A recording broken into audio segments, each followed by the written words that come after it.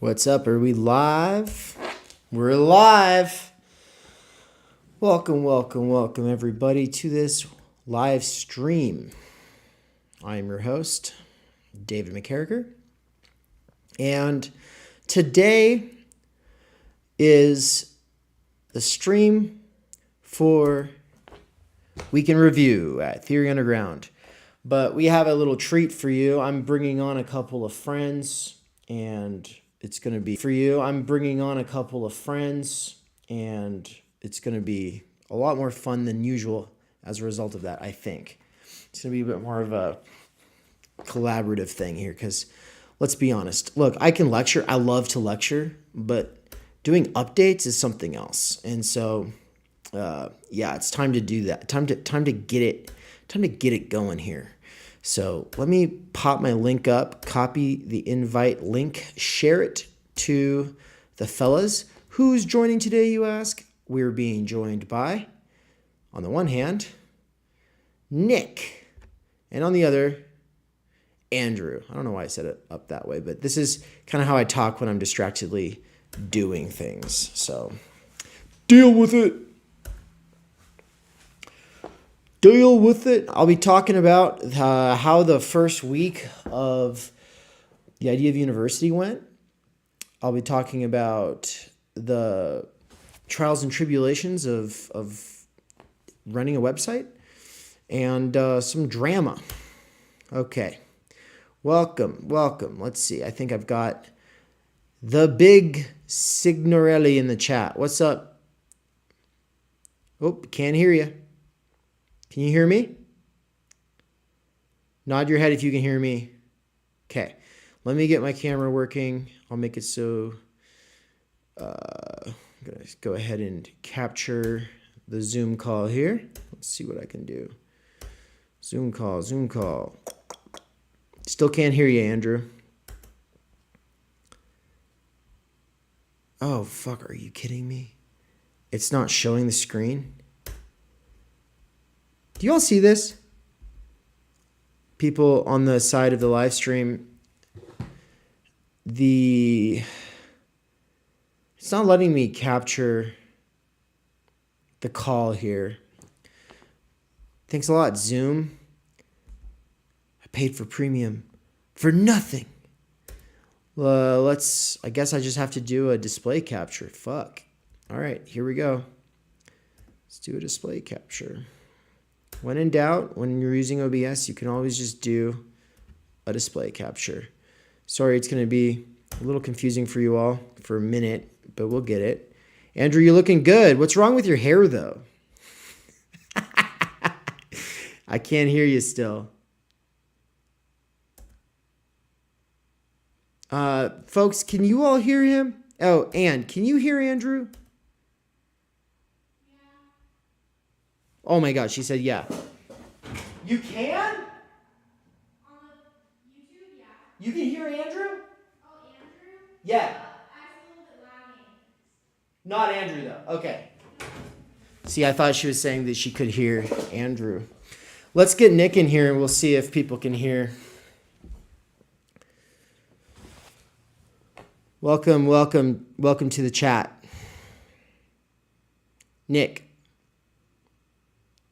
Nicholas Castellucci.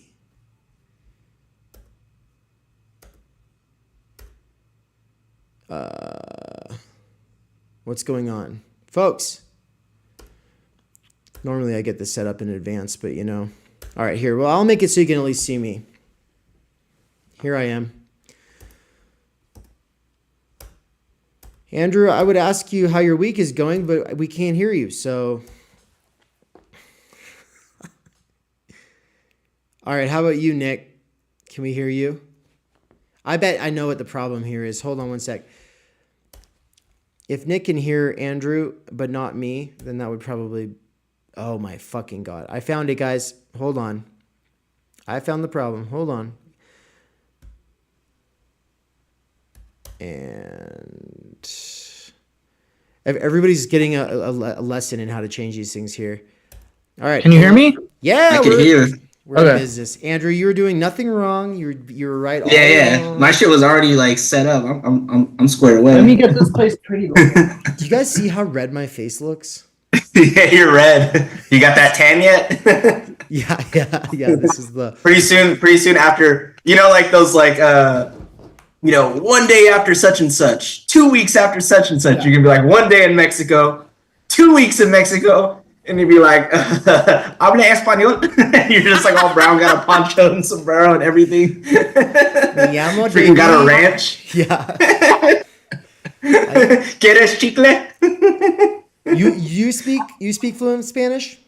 No, I can understand it. I could pronounce it really well. I can write it, read it, but I just can't hold a conversation. Gotcha. Okay. Cool. Well, actually, I'm going to just restart everything I was saying really quick, lay the groundwork here. And this time I won't do it like that one stream we all had together where I talked for 30 minutes just to set the context. This will be a lot. Oh, the defensive theory or leap of faith one? Yeah. Which was also kind of in the defense of Zizek vein. It was kind of similar, right? It was the not believing Lacan one or whatever yeah. Well, anyway. We pulled an all-nighter for that one. We sure did. Yeah, that was. And then Nick and I had Todd McGowan on the next day, right? I think so. I had to drink a Monster, and I never drink those, so. Yeah, it was 3 a.m. for Nick by the time that was over. I had just come back from the bar. I had taken a gummy. It was the worst possible time for me to do a stream. I pulled it off. And sometimes you have to do things like that. You have to just snap into action. So sometimes you just got to show up. It doesn't really matter what you look like or how you feel, or even if you're cognizant. It just be there. Yeah. Literally off of a hit of DMT. Especially in academia, you'll realize that with all these faculty and staff meetings, it's just being there. I mean, really, it's quite the accomplishment, and they are usually just there in their flesh, but not mentally at all. People go robo mode. Yeah. Totally. Here I'm getting all wow, everyone's just so scripted. Why are they so scripted? In reality, they're all just well, we all learned how to show up but not work, This is the equivalent. Dave, this is the equivalent of you sitting in the bathroom writing a book at Amazon,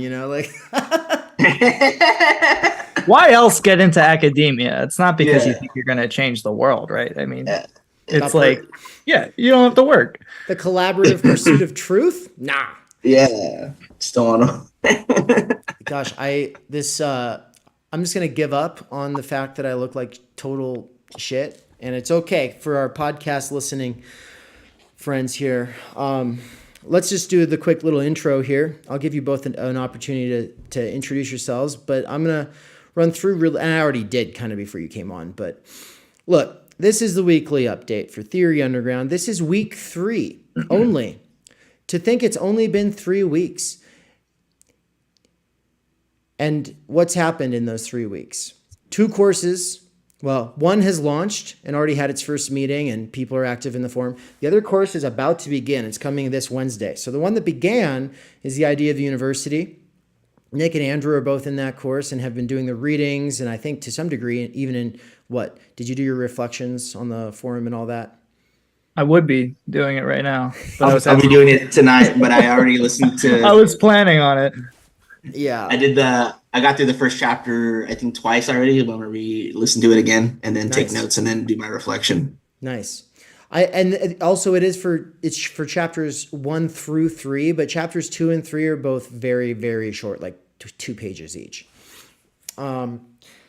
I played Tetris while Anne read those chapters aloud to me because she knew that would help her, and so she just wanted to do that, and that was cool.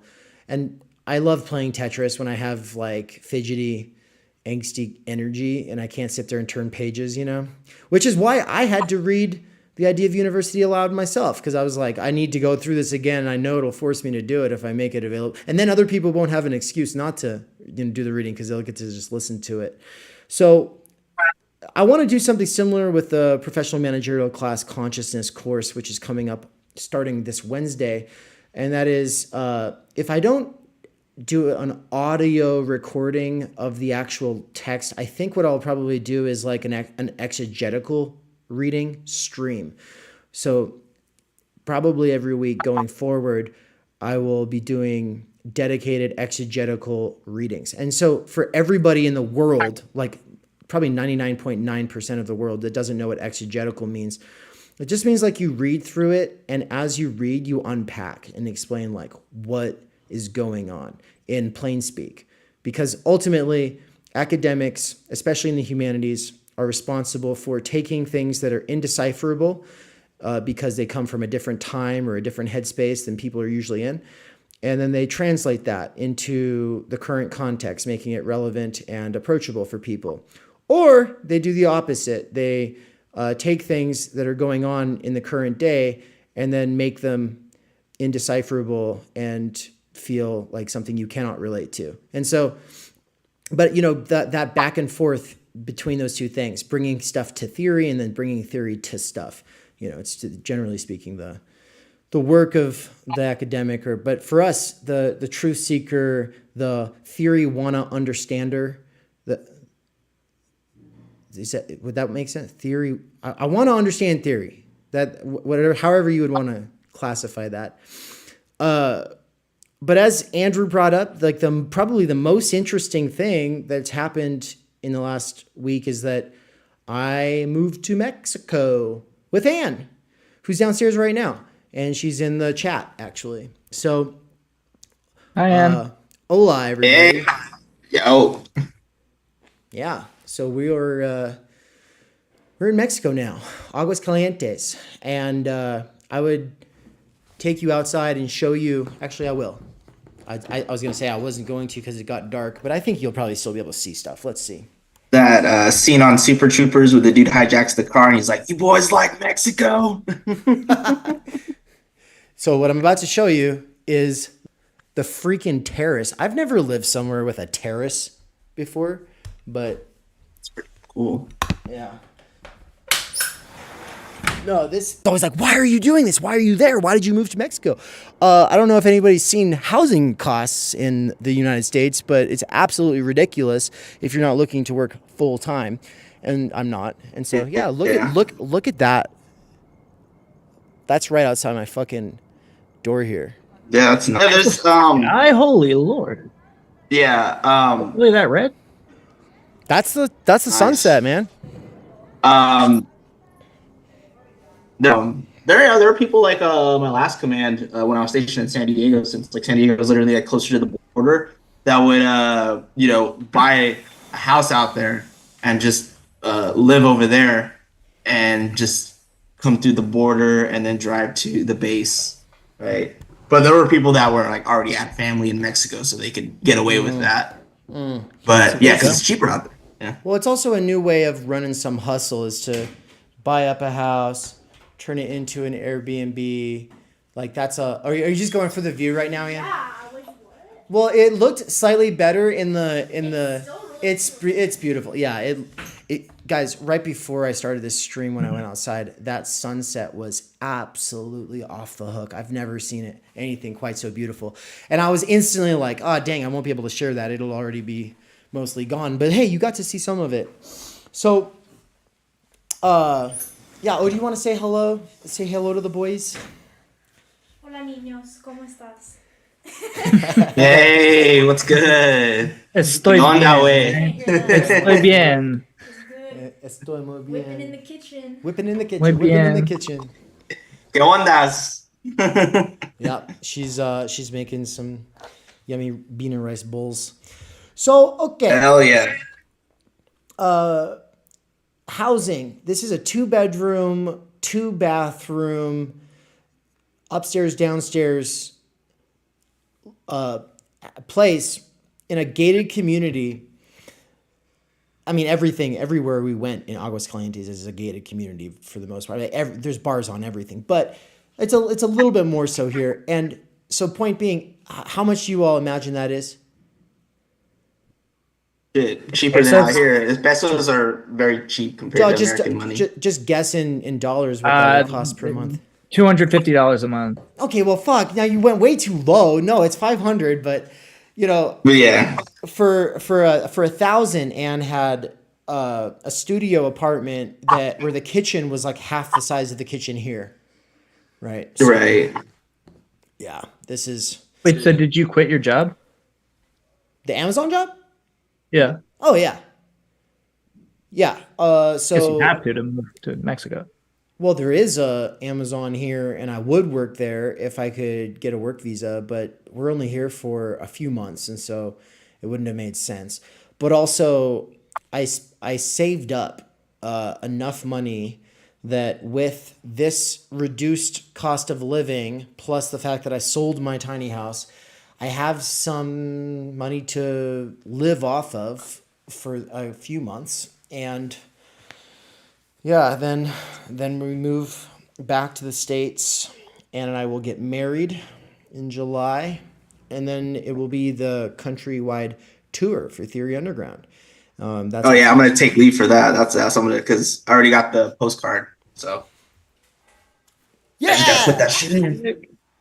It's a camping thing, so I don't have to fucking dress in a suit, so that's our tux, so that's gonna be cool, right? You don't have to for sure. I probably will wear like a rented tux with like the chacos on my feet,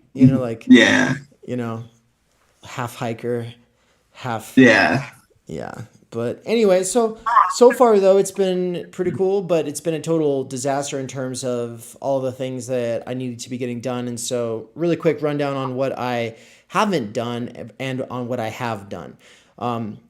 I've fallen off putting up the clips of me and Mikey intro to Lacan on Instagram and TikTok because I had to edit those every day. And my editing station is right beside me, right there. And it's the main reason I can't use it right now is because I didn't bring my screens. I figured it would be cheaper just to buy screens here. But then when I went to Walmart, and it took like 2 hours to walk there because we thought, well, let's see the city. We'll walk to Walmart. There were no screens. And then they were like, no, go to Office Max. In Spanish, they said that. And then so we went to, and no screens at Office Max either. And so I've had to order them online and they're being brought here. But point being, that was to save money on the cost of bringing everything. And I think it still saved me some money. But what it does is it also puts me back on what I'm able to do. So I'm not able to do any of the editing stuff that I had planned. But the last couple of days, whenever I was able to get stuff done, what I focused on was web development. And Nick, the problem that you had last week with logging in and getting booted and then having to log in again and then it's saying too many concurrent users, that was a bug on the website that I thought was fixed until you had that problem. I told the technical support people about it, and then they were like, well, if it's just one person, it's probably something to do with their computer. But then it just happened again, somebody else. And so we're getting to the bottom of it, folks. We'll figure it out. But working with technical support is a huge pain because they don't just take the reins and then figure it out for you. They always tell you a bunch of things you have to go do for them. And so that kind of troubleshooting's been a lot of it. But anyway, let's talk about the more interesting thing, which is the PMC course that's coming up here. I wanted to take an opportunity that just presented itself here of a disagreement, not a very serious one or anything like that, but something that just occurred on Twitter, and I know other people saw it because there were already people in the Theory Underground community who were messaging me about it, and at least one person responded with a GIF on Twitter and stuff like that. And so basically, Matthew, gosh, I hope I say this correctly, Fleecefader? Matthew Fleecefader is the professor who was in charge of the course we took on For They Know Not What They Do, Zizek's For They Know Not What They Do. Really great course, really great. Great course, put on by Zizek and So On podcast. And I also love a lot of the stuff that he tweets, and so I've liked it, retweeted, blah blah blah. Author of Algorithmic Desire, right? Yeah. Yeah, the author of Algorithmic Desire.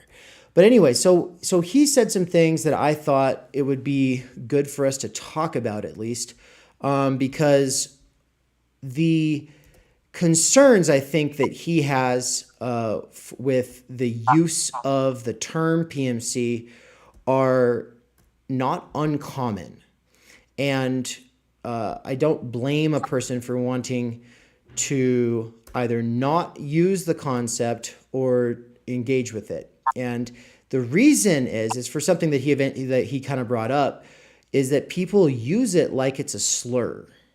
Now, I haven't been, I don't think personally, using it like it's a slur usually. I try not to. That's not the point.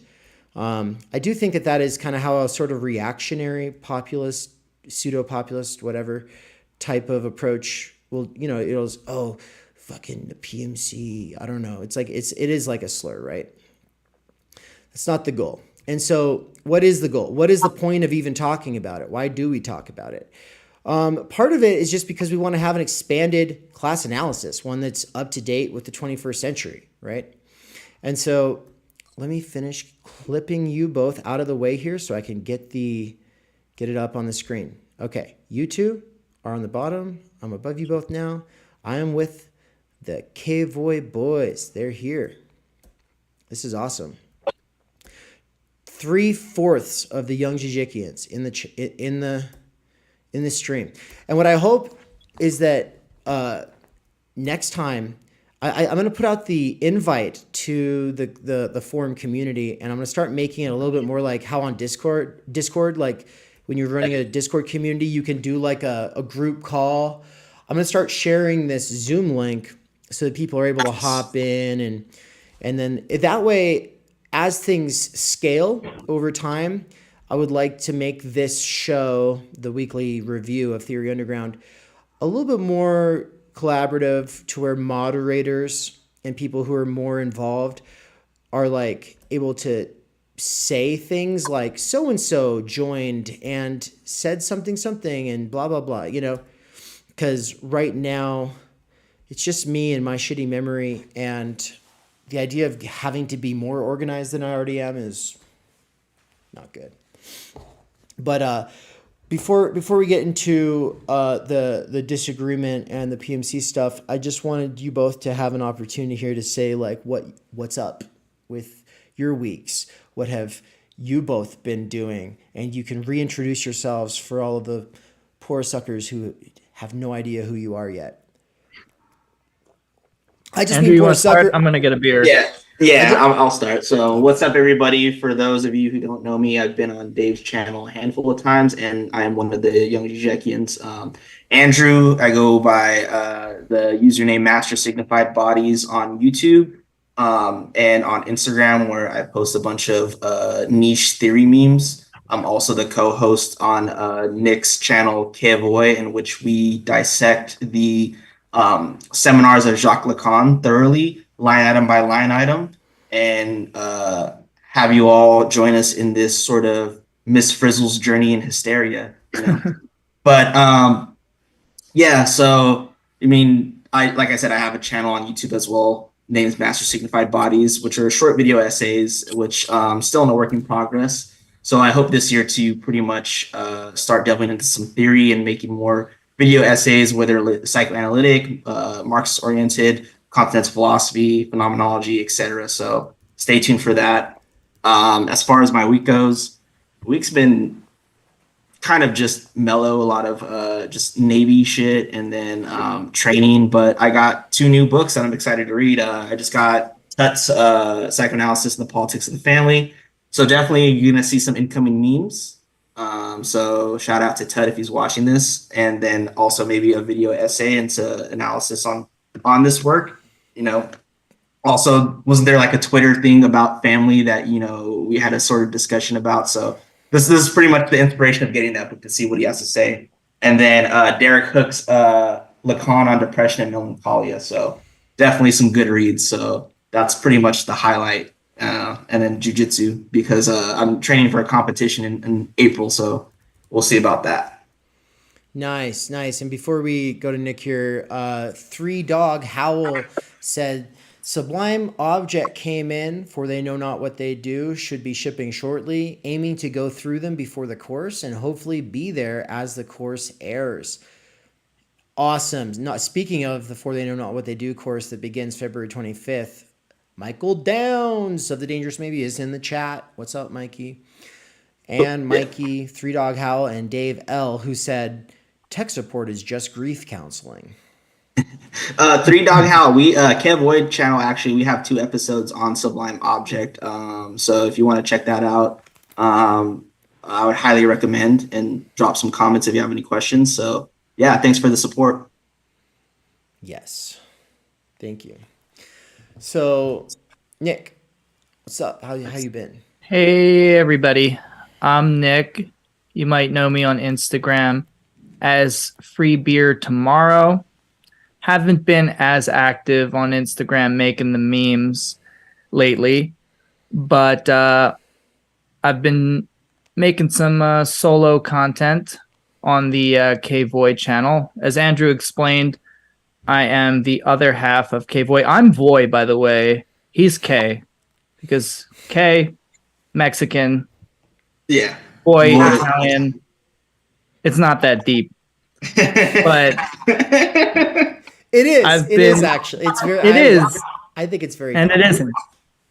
Like Lacan says, it's all surfaces. Ultimately, he didn't say that specifically, but that's what he's getting at, in my opinion. Anyway, I am the hystericizer of Andrew. I would say I am the prospector of the mine, which is filled with the gold of his knowledge. And lately I've been trying to branch out a little bit, make some solo content, kind of bring comedy and theory together, because I think theory is very forbidding for a lot of people. And it is not without its gatekeepers. No. It seems like that's the rule rather than the exception when it comes to theory. So I think something that all of us have in common, all 4 young Zizekians, is we're really trying to bring people into this, make people feel comfortable with not knowing how to find their footing and then finding it eventually, because there is really no right way into this. So my contribution for now is going to be mostly oriented towards, more lighthearted content, goofing on things, skits, etc. And there's no end to the wealth of material that come from the comments that we receive, the ideas we throw around. Anyway, I just have to say a little bit about me. I thought your recent video, and I admit I can never keep up with friends who are creators. It's kind of like, it kind of sucks actually, because it's like the most important thing that your friend who's a creator is doing is like the thing that you're never able to keep up with because you're also doing it. But I did watch that most recent video you put out, and I thought it made me laugh. Like I full on big belly laughed on multiple occasions, and so did Anne. Wow. She was like, "Who is that? What is that?" She heard me listening to it in the kitchen, and so I brought it over to her, and then she was glued to it, and so it's like there's something there. And Anne was like, "If he really does come to the wedding, then on the talent show night, he could do stand up." There's a talent show night? You didn't look at. You got to look at your invitation. Yes. Oh, I thought I read it all the way through. Yeah. My apologies. I'm going to try to take some PTO if I'm not already fired by that point, and make it. Oh, but, yeah, we should all just go out. Yeah. I want to say also, and thank you for those kind words, check that video out if you haven't already, because every time we post a video, we usually get a few subs, and I don't want to be all sub hungry here, but I was just surprised that it didn't get a little more traction. I mean, it got some views, but I don't know. Maybe people didn't know what to make of it or thought I was actually pitching AI therapy from the title. Maybe it's just poorly titled. Yeah. I'm not actually pitching this app. I'm not like plugging it or anything. It's a joke. Right. It's a joke, Anyway. guys. But you got a lot of comments in the Andrew Tate one you made, just like some tater totters that were like... Actually, though, the tater totters, as you call them, they weren't the most annoying. It was people who took offense to me applying Zizek to an emergent phenomenon of something recent news, and I was just I was kind of spitballing. Yeah, it wasn't an essay, it wasn't peer reviewed, but some people were like, "What? You're not supposed to be talking. Do you have a PhD? Then you're just recycling Zizek's ideas." What can I say? We're just out here trying. We're hustling. Hard out here for a pimp. Fun. Mikey, I saw that you were trying to join the chat and then you left. And I can always add you back if you want to try again. But if that was a one-off and you're not able to get back in here, then no worries.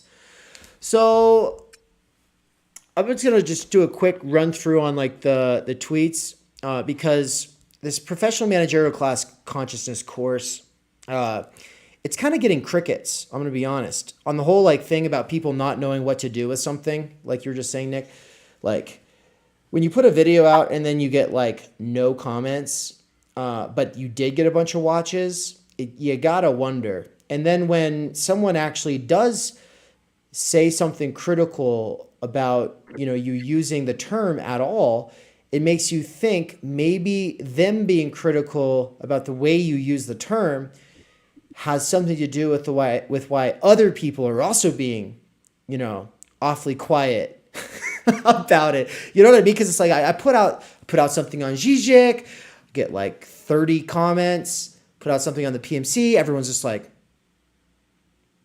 and I'm like, okay, well, what's going on here? And at a superficial level, like maybe people are just sick and tired of class analysis, right? And it also would seem, and I think I've generally thought that this is probably what's going on, is that because some people use class analysis in an identity politics way, like the cringe way, not the based way, right? Because there's an element of truth to identity politics, right? But like the way that we hate is when someone tries to use your identity or their identity as the argument, where they'll be like, they don't hear what you're saying. They say, well, you're just a white person, or, oh, you could never understand my experience. But then they put themselves in the position, they usually, while doing this, put themselves in the position of kind of speaking for the entire identity group, when obviously we all know people who share their identity who would be able to, or would happily argue against them. And so it's kind of like, well, then what's the point of this? We can't have a real conversation now. And obviously if people were using PMC the same way, where they're like, oh, well, you're a lawyer? Oh, you work for an advertising firm? Oh, what? You're an engineer. Oh, you went to college? Oh, we don't care about what you think. You're stupid. You're bad. You couldn't possibly be progressive, or you couldn't be a Marxist. You can't do good things or care about good stuff because of your class standing in the PMC. Well, then that would be really dumb. And what I feel like is happening is that sometimes people think that is what I'm doing when that's not what I'm doing. And because that is so counter to everything that I've ever done or cared about for all time, like that just is something I want to be very clear on. And so let's just use the tweets as could I just interject something? Because yeah, totally. Absolutely relate to what you're saying. And this has nothing to do with how you came off, but I think initially when we met, it really does. I think it's more so what is the standard in a lot of liberal discourses when there is a kind of label like PMC that comes up, the exact kind of id poll I don't know, like categorization that goes on, authorization of who can speak.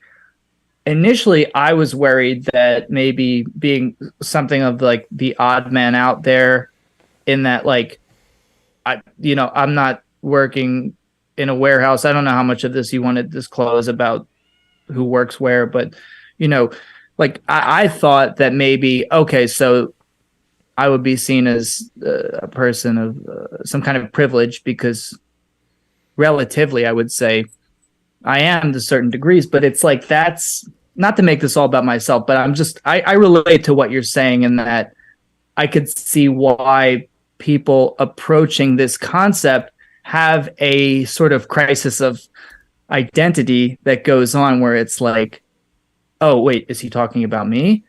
Am I going to be the center, the target of some kind of hate? Is this a outgrouping that's going on? Right. And that, like, we want people to know that that's not what's going on, and there's not going to be judgment passed in this sense. It's almost like when Marxists will say that any philosophy that isn't Marx or Marxism is bourgeois. And like, I really liked in the conversation that you had with Patron, I think it was the second one, in which the day after we did this defense of Zizek, where you said, it's like, if you want to be real, Marxism is a bourgeois philosophy in the sense that it is an intellectual tradition. And so the only people that are doing it are the people that are in the university, not in the working class. We just analyze, working class phenomenon in which, organizing contradictions and stuff like that occur. And I like, you're like the most read out of all of us on, the concept of PMC and all the different essays and literature out there. So the only thing I could kind of like see is like, it's very a nuanced way of looking at class analysis, because like, it's not this sort of binary of just like, oh, you just got the proletariat and then you got those who own the means of production. It's almost like, and the only way I can compare it to is what Althusser talks about of ideological state apparatus. And there's like a class in which they don't own the means of production, but yet they're in charge of, in a sense, reproducing capital in the form of ideological phenomenon, ideological information, and telling you and interpolating you and saying, this is your best interest, this is what you have to do. That's the only thing I could see. And I think that is still important structurally. It's not an identity, but it's a certain structure in which people could be interpolated to and then sort of avow it and affirm it, even if they don't know it, right? It's a sort of thing of like, they don't know what they're doing, but they do it. Mm-hmm. Yeah, you're all setting this up real well. So I hope I didn't give anybody a brain aneurysm while watching this, because anybody who had their eyes on the stream, I've been messing with trying to show us, but also show the browser. And I'm used to having a couple of screens, not one screen on the laptop, when I'm trying to show screen and also do a video capture or a monitor capture for OBS. So that's just technical jargon for saying there's reasons all of this was glitching around and I was doing stuff if you're watching it, okay? But don't worry about it. I think we got it figured out. Unless Mikey does hop in the call, then that will mess up everything and I'll have to readjust. Just bear with me, okay? I promise in the future it'll be a lot more professional. But also, this is underground shit, so I shouldn't even be making excuses. All right, now let's hop in here. So it all started with this tweet where Matthew Fleecefader says, the liberal conception of the human. Hold on, let me make sure people can see this. Yeah, people can see this. Okay, good. The liberal conception of the human is produced as the coincidence of the ownership of property, the wage form, the rise of the typographic mind, and the individual ego. But the post-literate, retribalized subject of the global village dissolves the ego, while the wage form has given way to the credit form. Posthumanism is less an emancipatory discourse than a description of what happens to the subject in the conditions of 21st century capitalism. And I hearted it because I like this train of thought.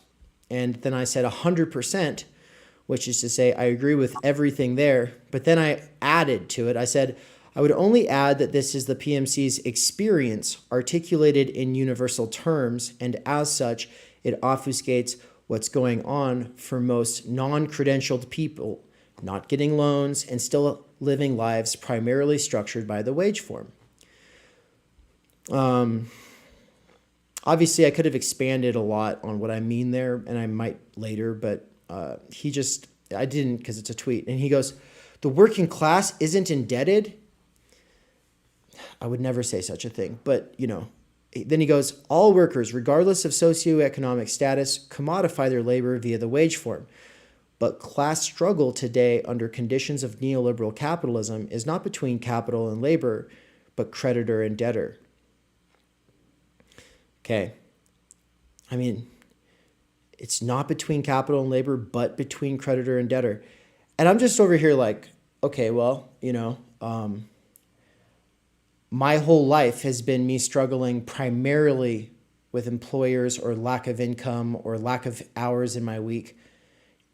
Yeah, I've been in debt for most of it, but that has not been the primary thing. Yeah, I also pay for rent. We could say that today it's between renters and owners because most people are renting today instead of home owning. I mean, a janitor could support a wife and kids and own a house back in the 1970s. Barbara Ehrenreich talks about that in Fear of Falling. That's not the case anymore. The janitor is no longer is that janitor going to be able to own a house. That janitor is now a renter. But at the same time, I wouldn't say that janitor is that, now it's a relation between renters and owners. No, it's still between capital and labor, I would say. But I mean, I can see where he's going though, because this is the finance right.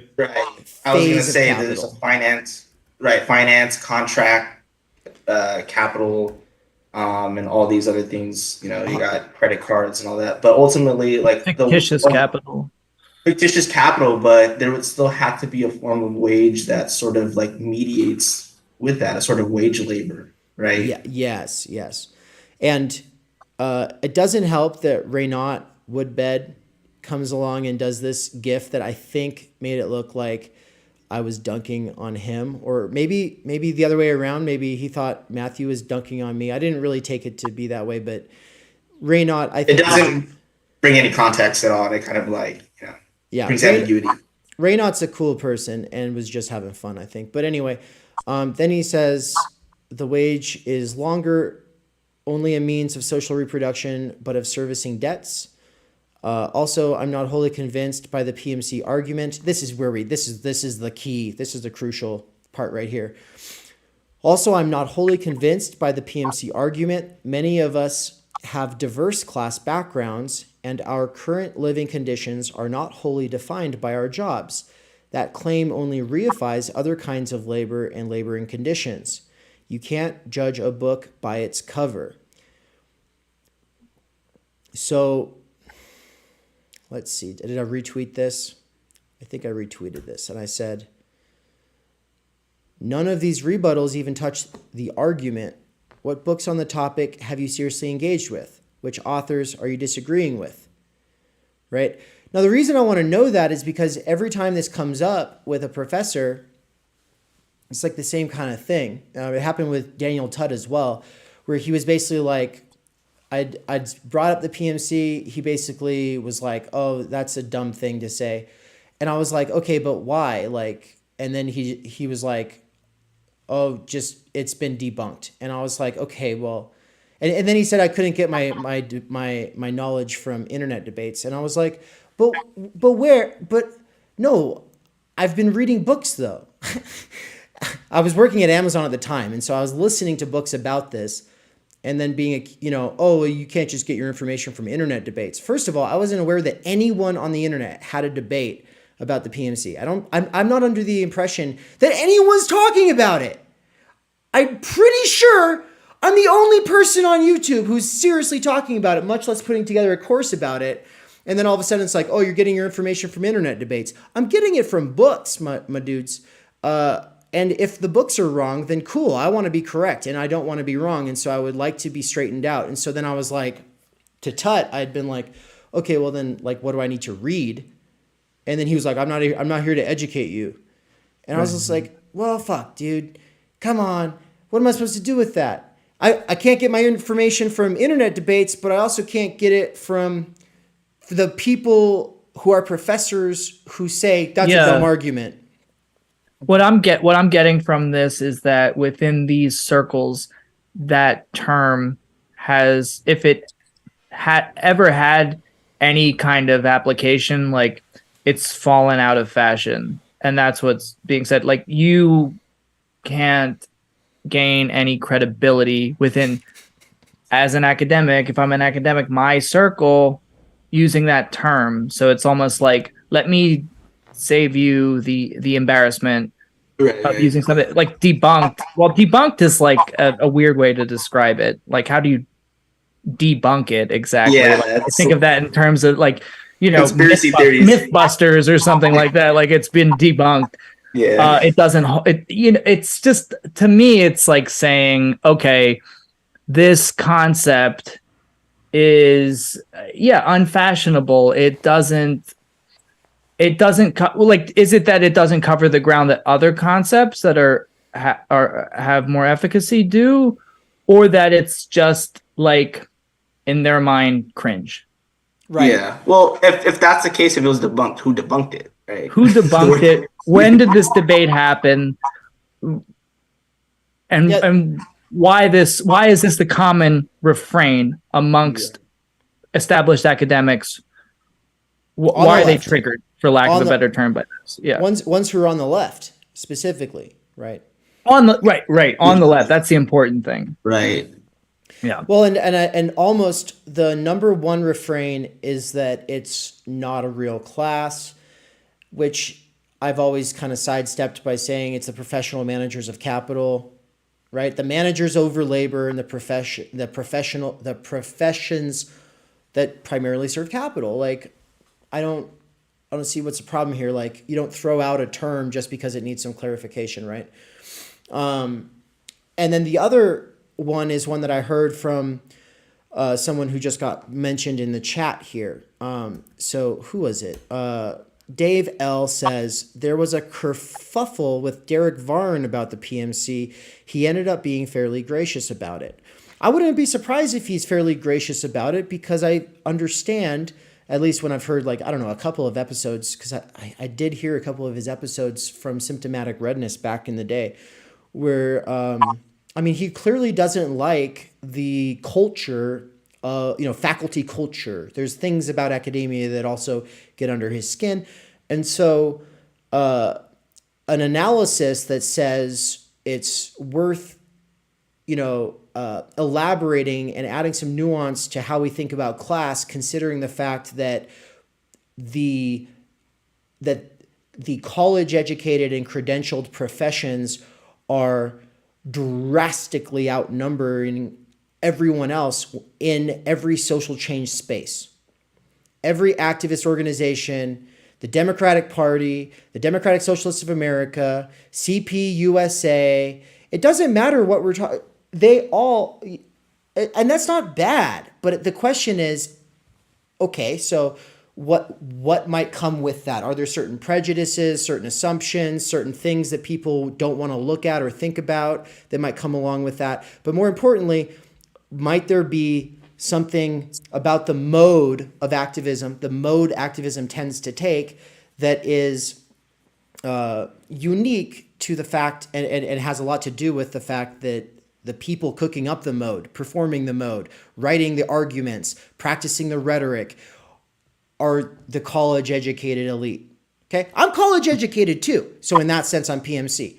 Yes, I have been broke as fuck for a long time. And I think a lot of people who graduate from college are broke as fuck. Just because you graduate from college doesn't mean that you land a sweet career. And even if you do, that doesn't make you a class traitor or some shit. And I think that's what people are afraid of. I think that they think they're being called out as some kind of a class traitor or something. And it's like when someone's like, "Shut up, whitey, sit down. We don't want to hear from you." And the person speaking is some other white person who's just like, who's just like really fucking like new to social change, and they're just like, "Yeah, shut up. You disagree with my position, and my position is representative of all black people. So shut up, whitey." And it's just oh my God, fucking. it's a very much like a Twitter/Tumblr-esque kind of thing. And so I think that because people hate that shit, and so they get involved with socialism, which is more about unity and, positive benefits for everybody, then people are like, oh my God, this PMC shit is just more of that. And if it was, then I wouldn't like it. But so far from what I've seen, that's not the case when we're talking about Barbara Ehrenreich or more SOCDEM types like Thomas Frank. He's somewhat of a liberal, but he's correct in his analysis and critique of the way the Democratic Party turned away from the working class, kind of just presumed, well, because the Republicans are so bad, of course we have the workers. And so we can start focusing on marginalized people who are being kept out of the professions. And so they started caring about marginalized people being represented in the higher paying professions. And that's the Thomas Frank in Listen Liberal, he traces it out. Like he talks about this crucial turning point being when Bill Clinton ran on like half populist rhetoric, but the other part of the stuff that he was saying was basically his solution to inequality was education. And so as education became the solution to inequality, the subtext, like what's being left out, what's not being said when you say the solution to inequality is education, is, well, the real problem with inequality is that some people are poor, but they could have been in good professions if not for being kept out of good schools. And so really it's because we have underfunded schools that some people who are deserving to be in the ascendancy of the society aren't. Of course, a lot of people, you're just shitty. You didn't do good in school, and so fuck you. Like, this gets elaborated extensively by Thomas Frank throughout his works. But this PMC thesis gets developed by a variety of standpoints. And I think that they all need to be thought through. I think that if you're a Marxist, especially, like Marx wouldn't have just said he doesn't like it. He would have read through all the relevant literature, and then he would have done some kind of an imminent critique, using and then sublating all of what's being seen here.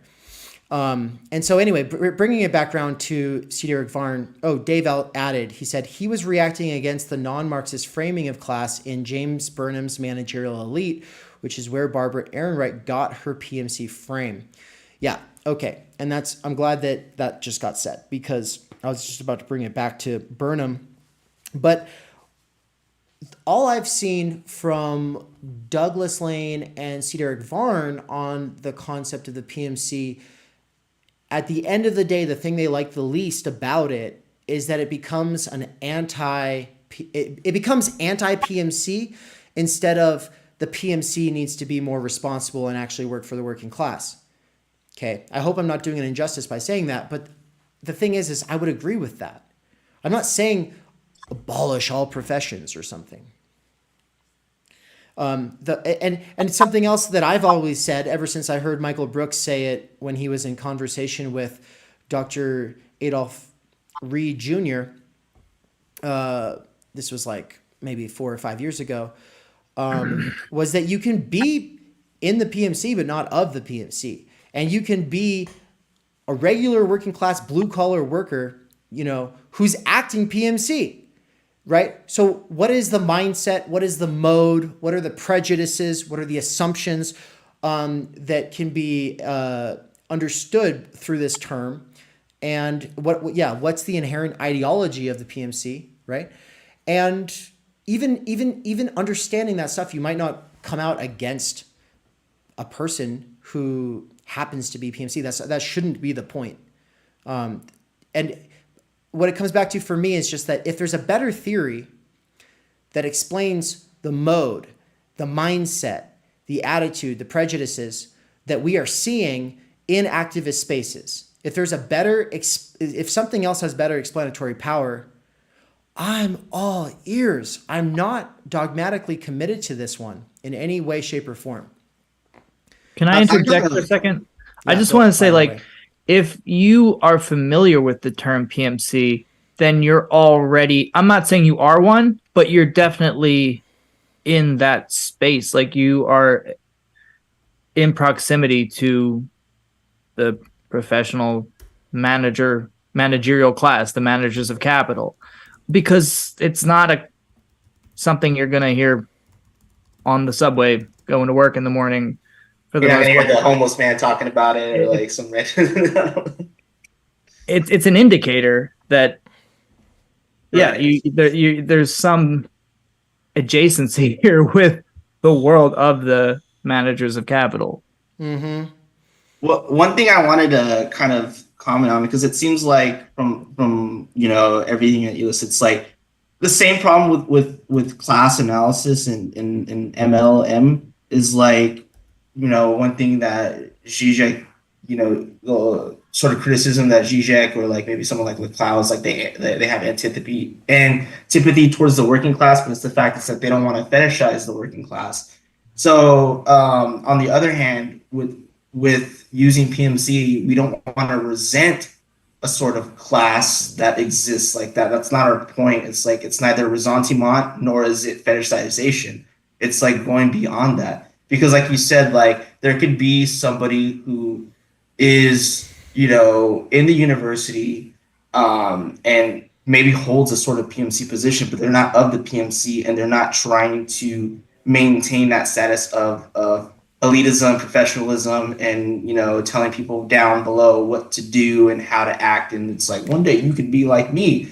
And on the other hand, it's not sort of this charity, empathy, like I understand you, let me speak for you, workers of the world, so you can unite, because there are some people in the working class that are very much reactionary, hate leftists, etc., and even hold some like nationalist tendencies, right? So it's a huge contradiction and antagonism. It's not a homologous thing.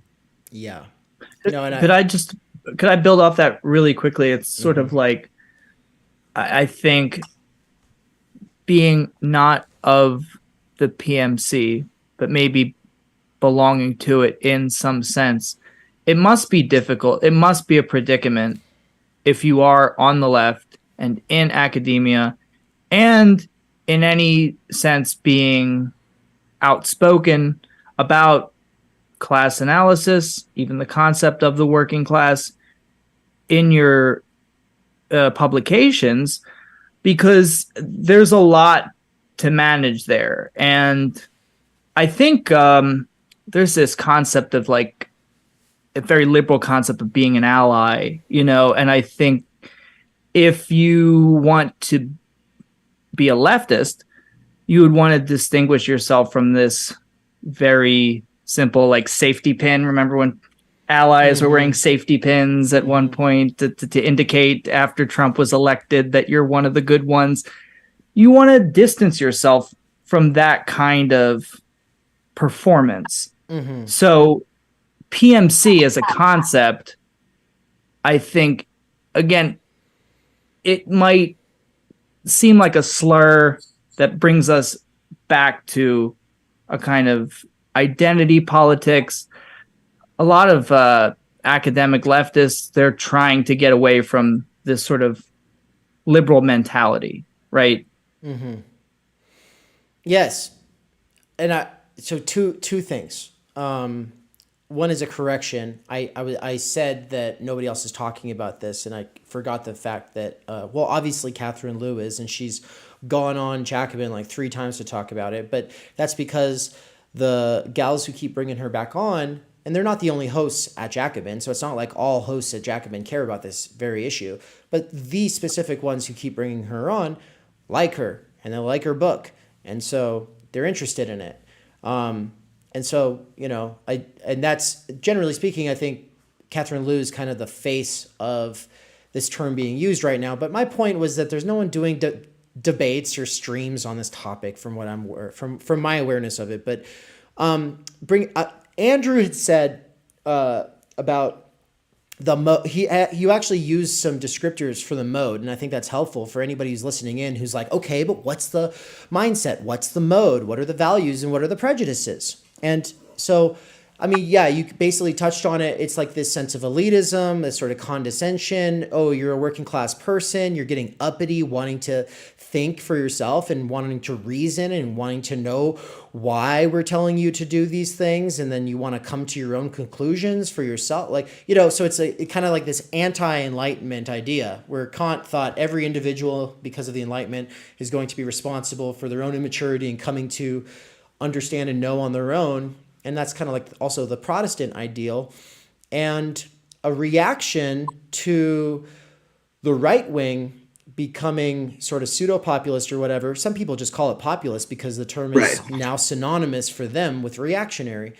They become more anti-populist, which is to say anti-democratic, which is to say kind of the reaction to COVID, which was like, believe the science, trust the experts. What are you, an idiot? What are you, a conspiracy theorist? Do as you're told. Like the whole framing of it was one that was like, look, you're either one of the good ones, little workers who trusts us, or you're an idiot and even responsible for everything bad in the world, which is just bad. Like there's nothing good that comes from that. And so for me, I had this conversation with One Dime. There's a difference between populism and, like, you don't have to be a populist, but you can be not an elitist. You don't have to be a populist, but you don't have to be anti-populist. By being anti-populist, it's like you're really shooting yourself in the foot there. And that is a lot of what we saw after Bernie burnt out and COVID came up. Was you saw that what was supposed to be a broad working class movement, generally speaking, get turned into PMC, top-down control, command, chiding, telling people how to be. Okay, so before we can get to the memes, though, I want to finish off these comments. And so Matthew had also retweeted one of his older tweets from January 19th. He said, once again, for the kids in the back, he said, the critique of the PMC makes some useful points against liberalism, and I agree with some claims made there, but on the whole, it uses a non-Marxist conception of class struggle and is built purely on building up populist resentment. And then when I asked about that, and he said, I asked for some examples of authors that he's talking about, he brought up Catherine Liu, and so it's just like, I don't think she's like she doesn't have a non-Marxist conception of class struggle. But Aaron Reich definitely doesn't. And to the degree that Burnham is involved at all, though I don't think Aaron Reich is reducible to Burnham, because I mean this thesis about the new liberal class that came from the right, it's something that she argues against for a whole chapter in Fear of Falling. She calls it for the pseudo-populist bluff that it is, and she doesn't use those terms. I'm just saying that's what she argues against it, because that's how the right wingers basically, they don't want you to look at the 1%. They want you to look at the 9% below the 1%, right? If the Republican Party is the party of the 1%, then the Democrat Party is the party of the 10%. Okay, well. Yeah, I would think that if you really care about class, then there would have to be something a little bit more nuanced concerning class, considering the fact that the Democratic Party has been focused on the 10%. So the last thing was he posted a quote from Aaron Reich saying, "I hate to see PMC turned into an ultra-left slur. We're going to have to work together." And that's been my position. So I don't know. And so I said, who uses PMC as a slur? When I brought it up, you made it into judging a book by its cover. My point was not about judgment or writing anyone off, but how the PMC theorizes its own subjectivity in universal terms that simply don't apply to most working people. He said, universalizing the PMC position? See my full response to you, which you ignore below. No, I did respond to it. What? You're not using PMC as analytic category, but as a red herring and as an ad hominem. To say that the academics take their understanding of how power and subjectivity works and then universalizes that to talk about this is everybody's experience now. To say that happens, and it does happen, to say that that's an ad hominem doesn't make any sense to me. I wasn't saying his argument is somehow like wrong on that basis or something. So for me, that's just confusing. I actually hadn't seen that last tweet until just now, and so I'm still kind of processing it. Like, what? I did respond to whatever. Okay, so I'll come back to that. I wanted to put this out there mainly. Not look, Fleece Fader's great. Love him. He's a great guy. Yeah. This isn't about. I think that we're just not talking to each other in this conversation. I think that there's some gears missing, skipping. You know. Yeah. And so my point is that we should work together. My point is, if someone were to ask me, now no one's asked me. No one said, "Hey, Dave, what do you think we should do about the PMC? What do you think?" No one's like, none of these people who ever say like, "Oh, this term it's reactionary or whatever," like or just want to like claim that it's inherently right wing or that it's a form of ad hominem or something like that or a slur. No one ever just asked me like what I'm getting at or why I care. But why don't you ask me right now, Nick? Yeah, like what are you getting at? Why do you care? Oh my God! Thank you so much, Nick. That's a great. This is something that me and Andrew deal with too, though, in that we're talking Lacan. We're reading through these seminars. We are not experts. We have not been studying this stuff for decades. I've been studying Lacan, Zizek, the Slovene school, psychoanalysis for a little over 2 years. So I am absolutely self-admitted novice, but it's like, I didn't think it was illegal to talk about these things. And we don't present ourselves as two people who are like, we're going to do this line item reading of Lacan and tell you exactly what he's saying. We're struggling too. So when people tell us that we're misinterpreting something, that we don't get Lacan, that we're, just two dunces, dude bros, like just two dude bros trying to read this and just riffing off of it, then it's like, all right, that's one thing. You could just shit on us, but then like, well, we would love to be corrected by someone who is in the know, but it's like there's also what comes with that is this sort of also door of the law, right? And now I will close the door, like shutting off, like, oh, also I will not deign to explain things to you because you that's not what I do. I just tell you when you're wrong. I police who gets to talk about this, and then I dip, and it's like, well, that's not fair. Like, call me naive. Maybe I'm bourgeois for thinking that like education is supposed to be free and widely available, and that we should all be, talking to people in different discursive registers. So please, if we're wrong, tell us. But so far, no one's really engaged with us at that level. And it's interesting. It's interesting because even though like the institutions of the university and higher learning, right, they still tell you what to do. And of course, the theme of this is, fleshing out what the PMC is and even relating to academia. But the main thing is that there is a sort of coexistence between that and a sort of democratization of information and knowledge that's going on onto the internet, where people who are in the university or not are in there. So it's like there's this coexistence and maybe even a cohesion of both. And this is the example right there that you gave, people in the comments of like, you don't know what you're talking about.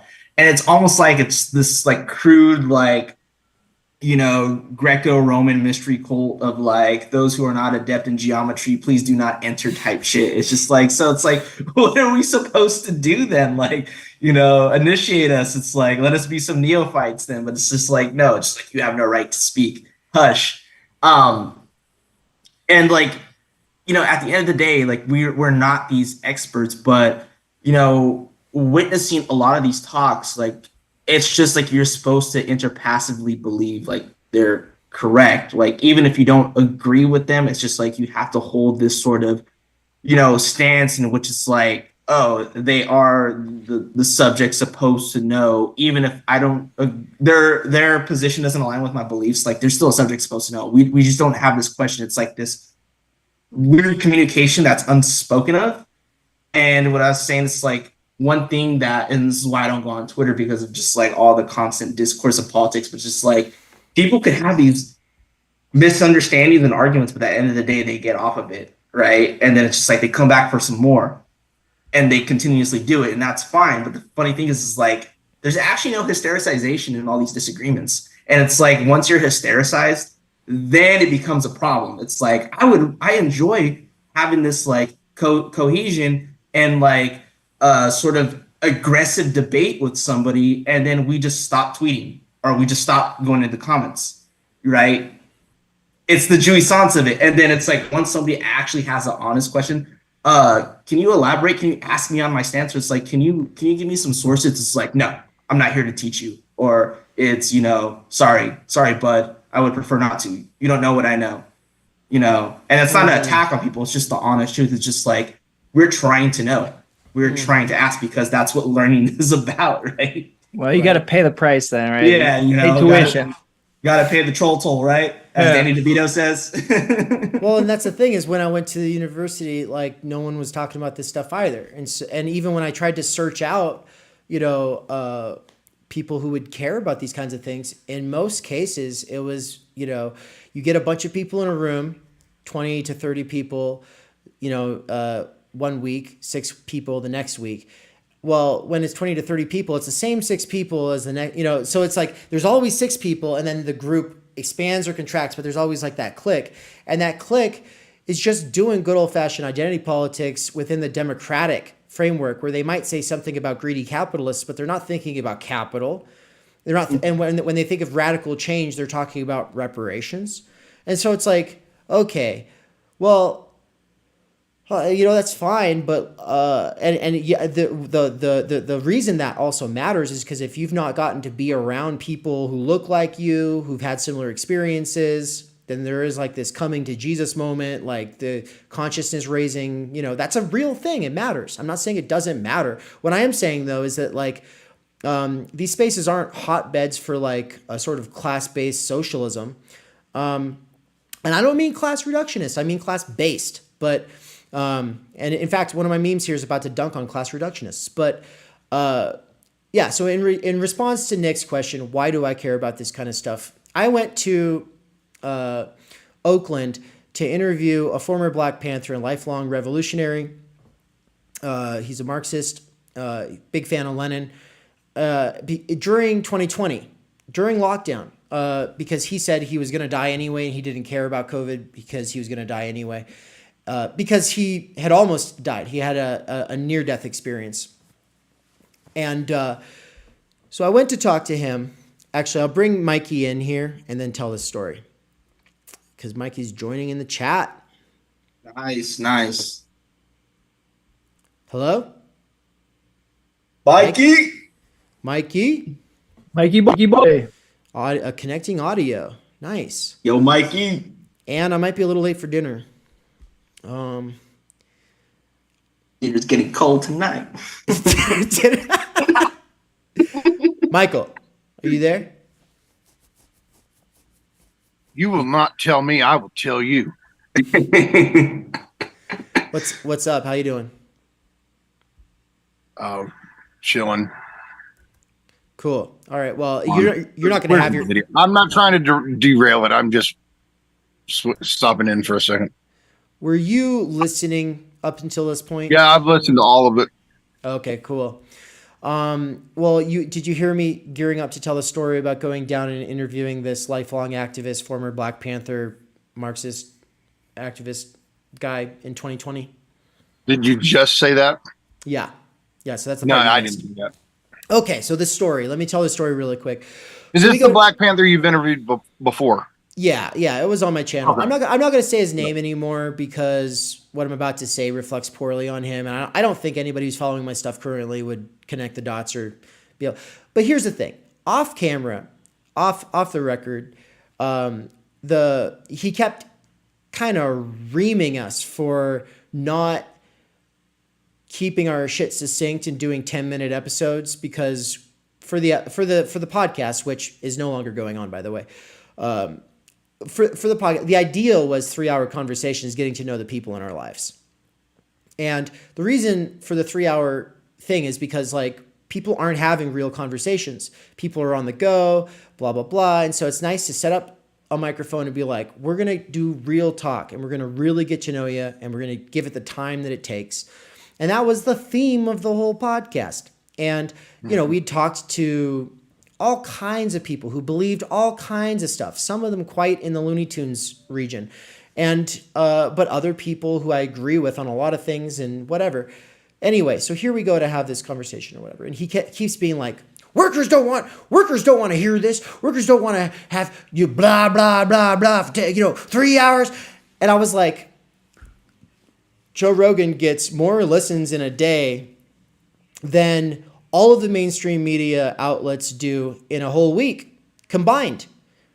And that's a 3-hour podcast. That's currently the industry standard. The fact that he's got like 150 million listeners and like Fox has like 50 million or something like that fucking means something. That we should be taking notes. People are dying for real conversations. And so I'm getting all animated saying this stuff. And then he's like, oh, no, plebe. And he just went, no, plebe. He's like, you think an engineer has a time to listen to that? And I was just like, an engineer? I'm talking about grocery store workers. I'm talking about people who are stocking shelves and have an earbud in their ear. I'm talking about truck drivers. And he's like, those are inferior human resources. He's like, we want to be talking to the technicians. We want to be talking we want to be talking to the industrial proletariat. And I was like, as a technician myself, we're always listening to freaking podcasts or music, whether it's on a speaker or in our earbuds. So, maybe you should take notes by actually talking to technicians. As an electrician, yeah, we are. Look, and I don't mean to hate or anything. He's an elder. Elders are not people whose opinions I try to change. They're people who I try to learn from them. And so the fact that was not getting through, I was like, all right, that's fine. For me, if I'm not getting anywhere with an elder, I just stop. I do this with Mikey all the time. Hey, fuck you.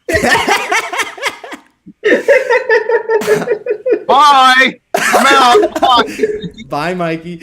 Yeah, no. Okay, so but inferior human resources was actually something he said on 3 occasions, and the fact. So I'm inferior human resources, right? Yeah. You're not the advanced proletariat. You're one of those practical lumpenproll types, And so look, here's the thing.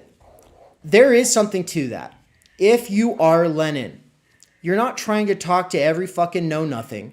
If you were Lenin, and to be fair to this guy, he's a Leninist. Okay, if that's what you're doing and that's what you care about, you'd be wanting to talk to the people who call the shots and know their shit. Okay, fair enough. But what are we currently in the United States? A lot of people work in jobs like we work, okay? And I think that they're dying to hear real conversations, not just where some activist comes on and says, here's how it's going to be, X, Y, and Z. Now you're welcome. Bye-bye. Right? And then the worker who's like, oh, okay, X, Y, and Z, got it. Back to work. It's like, no. People want to be able to process and think for themselves. And so this was a formative experience for me. I did not use the term PMC prior to that, I do not think. And I kept going deeper and deeper down this rabbit hole. And it's like, okay, because he hates the liberal mode and the rad libs in the Bay Area, right? Like he's been doing the activist thing his whole life. He hates these people, can't stand them, still works with them, but critically, right? He works with black nationalists critically. He has his principled disagreements with them as well, but he still works with them on some things. Okay, that's great. But for all of that, I just was totally shocked to hear this term inferior human resources used unironically. And so then the deeper I go, the more I'm like, oh, this is like a rich tradition. The elitism, the reification of meritocracy, the idea that those who did good in school are of a special kind of stuff, right? That has become a very real thing to me. And if you don't have a better theoretical way of making sense of it, then I'm going to keep going with this for the time being. And so the memes that I have up on the screen kind of get at what I'm trying to talk about in what should be hopefully a little bit more approachable. So this is the old lady on the grass. She's got the knife behind her back and she's coaxing a rabbit towards herself.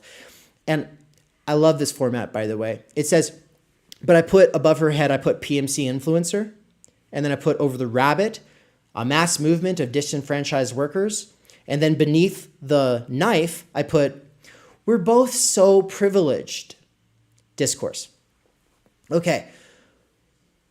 This is something that is very normal for a person in the regular working class to meet someone from college who's going to make a six-figure income, even if they're not yet, looking at them dead in the eye, just being like, well, we have so much privilege. We've had it so good. And usually this is in a racial context. This can also obviously be in like a man talking to another man.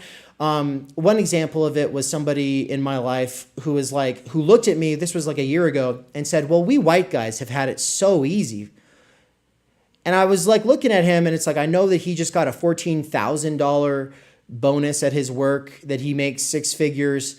And I've not made more than 10 grand in a year in the last like 7 years. And I grew up eating oatmeal for breakfast, ramen for lunch, and then like the same 3 meals over and over and over again for dinner. All my clothes came from the thrift store. And no, I couldn't do sports or anything like that because of money. And so it's like, to hear, oh, well, we have it, we white guys, we've had it so easy. No irony, just dead serious. Like, yeah, we've really had the world put on a platter and handed to us, haven't we? And I'm just like, there's no class analysis there. But he's a worker. He considers himself to be a worker. So he's the one doing identity politics. PMC critique is to come in and counter that. It's not to use identity politics to say your opinion doesn't matter because you make six figures. No, fucking people who make six figures are the ones we need. We need you. Like, you're absolutely essential to anything that could possibly ever change. Think about Engels. Without Engels, no Marx. Who was Engels? Son of a factory owner. Yeah, okay? or a mill worker. Okay, what about Felix Weiss? Y'all know who Felix Weiss is. He's even less known, but without Felix Weiss, no Horkheimer being able to fund the Frankfurt School, because Felix Weiss had very, very deep pockets and was giving all this money to Horkheimer. And without Horkheimer getting that money from Felix Weiss, no Adorno. And currently today, I'm in that Horkheimer role running Theory Underground. And I would say Michael Downs is over here in the Adorno role. That's a compliment. I don't want to be Horkheimer. It's just the reality of the situation. And we just got a really big donation that's actually going to pay. I don't want to be Adorno. Yeah, and then like you got me, who's like, everybody hates the military, so I'm called an imperialist by like, foreign Marxists. So it's like, okay, fuck me, right? Yeah, I'm just cracking jokes over here. Yeah. Look, so anyway, you're not allowed to joke. Yeah, no more joking. Right, that's the other thing in academia when we're talking about this stuff. No jokes. No jokes. We are not to be taken seriously. It's a serious business, guys. No, actually, I think that joking on your part is a form of deflection, and it's a form of white supremacy, because you are showing a blatant form of white confidence in public. In public. So how fucking dare you, Nick, making jokes about things? Yeah, see, these people exist. Right? And so because those kinds of arguments or attacks or whatever you want to say, because that shit exists, any professor who's on the left has probably had to deal with that stuff every fucking class they ever taught. That's, I guess, I mean, from listening to the discussion, and I believe it was you, Nick, who brought this up. I guess my thing, I feel bad for them. I do. I feel like they're all so many leftist intellectuals are stuck between a rock and a hard place, or stuck between a rock and 14 hard places.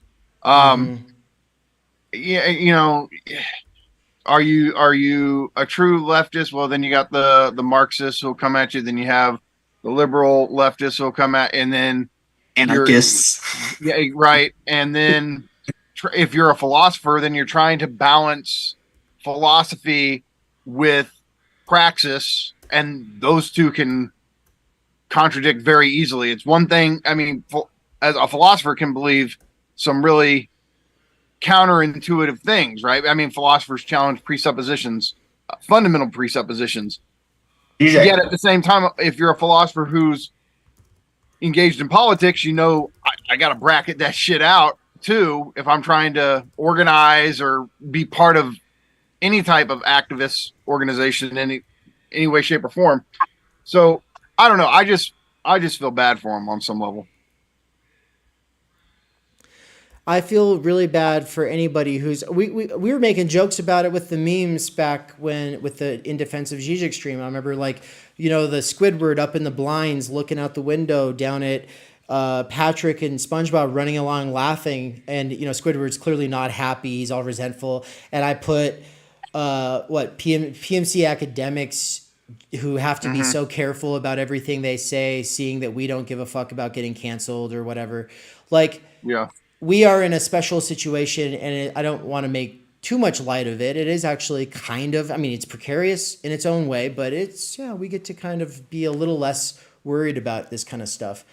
The last meme I want to show is from this bunch, because there's a bunch. You can just go to my Instagram, Theory Underground. Dank memes. Yeah, you can go check the dank memes there. But actually, I will read this one though. It's Peter Griffin from Family Guy with the gun. What's the daughter's name? Meg. and Meg looks distraught, and Peter's saying, "I just want to talk to him." Okay. And I said, when her dad finds out that her total chat of a boyfriend got her to enroll in a Theory Underground course on the concept of the PMC. I just saw it.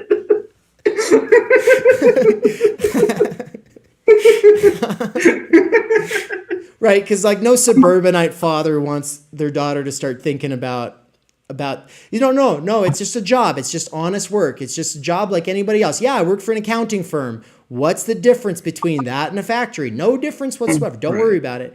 But the one I wanted to comment on, because I really wanted to get this out there. Look, you can go look at the time it was posted. This was posted before the Twitter back and forth. I did not have him in mind in any way, shape, or form, and I don't think this applies to Matthew. But I only want to be clear about it, because otherwise people would look at this and just be like, "Oh, that's what this is about." No, it's not. It's not about that. I said It's that. What is this? How do you even describe the format where it's like the guy who's like looking and then he looks away? He's kind of like he's like a puppet or something. I don't even know. Yeah. I don't even. It's like a Muppet, I think. I don't even know what it's from. Okay. No, yeah. I don't know either. Well, basically, it's kind of like the, oh shit, I'm going to keep walking, act like I didn't see that. But anyway, it says, a radical professor realizing that coming from the working class does not mean you are still in or of the working class, much less that you are for the working class. See, now that shouldn't be too I do believe, by the way, that Matthew Fleesfader is for the working class. I was never saying that he's not, and I don't want people to confuse that. I think he's for the working class. That's why he has a problem with the concept of the PMC. It's a theoretical dispute, and so hopefully we'll talk about it eventually. But my point is that he wouldn't care about the concept at some level if it wasn't for the fact that he cares about class and he thinks that this is confusing the issue. Obviously, for all the reasons that I've iterated so far, I do think it matters. But there we have it. Now, the last meme. And this is the one that really, when Nick asked me the wonderful question, I don't even know how he came up with such a good question earlier about why I care about this stuff. Outside of the story I already told, outside of the absolute disaster that was the Democratic Socialists of America National Convention in 2019, outside of like the shenanigans that you saw there, which cannot be explained away with a normal class analysis, There's this, and it comes down to time energy theory, which to me, everything comes down to time energy theory. And so basically, I've got the black dude making the "what the fuck are you talking about" face with the question marks. Nick Young. Is it Nick Young? Okay. Yeah, he's a basketball player. I forget what team though, but yeah, it's Nick Young. Okay, I need to go do my homework. Nick Young being like, "What?" And I love that meme. The caption says, "A totally self-actualized PMC with great salary, flexible work hours, and a fulfilled sense of status and entitlement, trying to make sense of time-energy theory." Look, this is what it comes down to. When all the people who are saying, like having these arguments about revolution versus reform and talking about a fundamental transformation of society that will bring public goods to everybody, when the overwhelming majority of them involved are going to have great salaries, flexible work hours, and a fulfilled sense of status and entitlement, that's just a part of their profession. Meaning that when their grandma asks them what they're doing with their lives or finds out about what they're currently like on the path to getting, they get a congratulations. They get a, "oh, that's good." Or people ask them and like, "oh, they're just getting to meet you." And they say, "well, what do you do for a living?" "Oh, yeah, well, I work for an accounting firm." People go, "oh, yeah, this sounds important. Yeah, it sounds like you make a lot of money. That's very good," right? So there's a sense of status and entitlement that comes with that. And when the overwhelming majority of people representing the working class think of themselves as working class, but there is this contradiction involved, and that's being obfuscated and not recognized or acknowledged, my concern is that if there was a revolution or a lot of reforms that were going to fundamentally transform society, in either case, so long as that's true, that this is not being acknowledged and is not consciously like at the forefront for them, then time energy will not be one of those public socialized goods, right? Because what's being reified and presupposed is the division of labor in capitalist society, right? It would be quite normal to find a person in the DSA, for instance, who would be like, "well, yeah, I want to automate shitty jobs." Yeah, but what about abolish most PMC jobs? Like most PMC jobs don't need to have this elevated status that they do. They have a monopoly of expertise. Why is it a monopoly? You can't even get into a nursing program without going through a fucking grinder. Like the amount of work you have to do just to get the credential that has very little to do with what you're actually doing. Why? And Catherine Liu's really good for this. She brings up the Barefoot Doctors campaign and the Cultural Revolution. Whenever you have like these populist revolutionary overthrows of the credentialed class, doctors or nurses at least, the bar to access is removed and people are given the basic tools they need to go be a nurse, and then boom, it's not like this prestigious thing anymore, and it shouldn't be, right? Most of those tasks, you don't need it's not like you need a degree to go put a wet towel on someone's forehead and ask them how they're feeling and then put a thermometer in their mouth, right? But there's been an artificial monopolization or an artificial bolstering of scarcity and therefore a monopolization within these professions where it's essential labor, but also the creation of bullshit jobs. Because I'm not saying nurses, but there's a lot of bullshit jobs that come along as well, like accounting firms, a lot of lawyers, for instance, corporate lawyers. Anyway, and having flexible work hours and a fulfilled sense of, oh, what I'm doing matters, you're not going to be thinking about time energy theory. The people who think about time energy theory are people who have to go to work, but would rather be studying philosophy. And you can't study philosophy without 6-hour blocks of time. It's just impossible. You can't learn the violin without 6-hour blocks of time. Readily repeatable in your week. Infused with energy. And if you don't have that, you're shit out of luck. And so the people who want it right now are the inferior human resources, because we feel it at the gut level, viscerally. And that's my whole, that's it. That's my whole thing.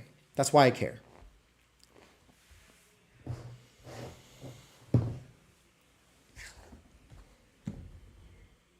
We're spitting, definitely. Yeah, I feel it every moment. I feel it now. I know. After this, I'm still supposed to go post the weekly right post. And also, here's another meme. It's Anakin versus Padme, right? Where Oh yeah, Attack of the Clones. Yeah, and Anakin says something all serious, and then she laughs and says something, and then is it like, "Oh, you don't really mean that," or like, and then he's like all looking all serious, and then she's like, her look is all like, "Oh fuck." Well, anyway, I put James Burnham over Anakin's head and Barbara Ehrenreich over Padme, right? And then I have Burnham saying, and by the way, just context. James Burnham was a Trotskyist in America who eventually wrote the managerial revolution because he broke from his Marxism. And this is basically his thesis that Anakin is saying, which is leftists and even many liberals think capitalism leads to a socialist society. But what we see is, regardless of expressed ideology, the transition to managerial control. And so then Barbara Ehrenreich is all laughing. She's all, so you think we should organize some section of those managers with the workers against the capitalists, right? And then he just looks. And she's like, oh, fuck. And the reason I share this one right now is just because I want people to know, like, I'm not just some Burnham simp. I think that, the way he gave up on Marxism, I can understand why he did by reading The Managerial Revolution, but he doesn't have a solution. What? Just become anti-democrat? Just become anti-liberal? Just become anti-leftist? Just become what? Anti-labor? That's it. Become anti-labor is the solution? That's not going to work. So, welcome back. It almost seems like a sort of like, the more you become anti anything, it's like almost like political nihilism. Yeah, I would agree with that. So I'm not anti-PMC. I am pro-professional managerial class consciousness, which is the name of the course, is professional PMC consciousness. What I'm saying is the only hope for abolishing shitty jobs and automating the ones that cannot be abolished and redistributing the ones that can't be automated so that they become societal chores and not someone's entire life that consumes their soul. The only way to do that is for the PMC to develop some consciousness. And the PMC is very good at developing consciousness about race, gender, and the problem with that is it always becomes identity politics and representational policies.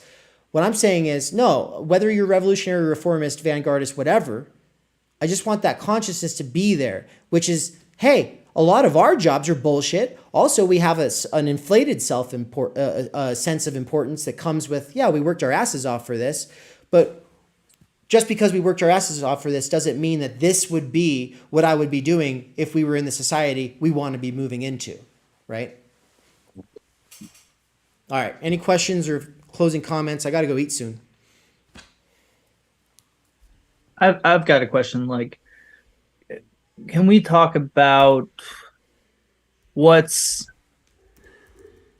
strangely beneficial about certain aspects of identity politics in that sense? Like, why throw the baby out with the bathwater? Not in terms of like, oh, identity politics is an ideology to adhere to, but is there anything good that comes from the PMC in this sense? I would say so. And if anybody else wants to contribute, I'll let you go first. You waited too long. I'm going to go. All right. So this is it. If you have a bunch of people in a room and they are making the code for a water fountain that is going to automatically shoot water out when you put your hand in front of it, and they're all white. Something that has actually occurred is that they coded it to just see a white skin and then turn on. Now, that wasn't done to bar access to black people, or people of color more broadly, but it worked out that way. Okay? So that is an example of how not having diversity in planning of things that affects everybody can create real issues, right? That's like one of the best examples. Obviously, the more broader example is just like growing up in a society where you never see people who look like yourself, like that actually feels bad, right? And never seeing people who look different than you in positions of power. Now you see someone in a position of power who looks different from you, and it's creating all this weird psychological shit beneath the surface, right? Like there at the level of representational politics, there is something to it, right? Like, and so in that sense that there is something to it, we could also say that the idpolization of the PMC critique would also have something to it as well, right? Like the Democratic Socialists of America being primarily comprised of people who are college educated, salary track, class ascendant, would make you think, well, then what's being left out, right? So that's where you get this hyper sensitivity bullshit where they're like, oh, we can't clap. If we clap, it might trigger someone. It's just like, you guys already had a special little room for people who were overwhelmed by the sensory overload where they could have the volume at the level they wanted to and draw in their coloring books, right? But when you give a hypersensitive person an inch, they take a mile, right? Which is why I think we all come off a little bit more like, whatever, fuck it. At the end of the day, there is a place for hypersensitivity. There are very sensitive people. They're not just cultivating it to be activists.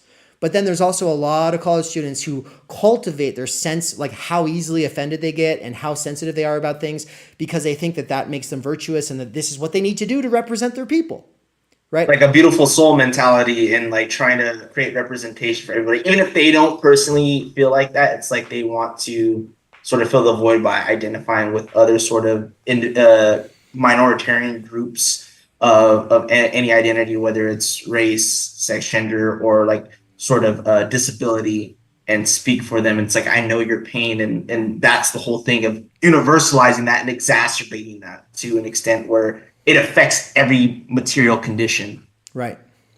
And so the point then is, I mean, if there's something to identity politics or representational like thinking in this sense, then yeah, diversifying the, social change organizations that want to do stuff for the working class would mean maybe you need a lot more warehouse workers in there. Maybe you need a lot more construction workers in there. Okay, I understand the problems with this. That's why I don't go there, right? I think it would be better for the people who are involved to just become conscious of the fact that their hypersensitive fucking like very specially curated little worlds are not ones that regular working people live in. That regular working tell Mikey, how many times did you get called a dickhead today? Was that, what did you get called? Dog shit. You got called dog shit. What? I got called dog shit by 4 times by 4 different people, and that was before noon. Today. Yeah.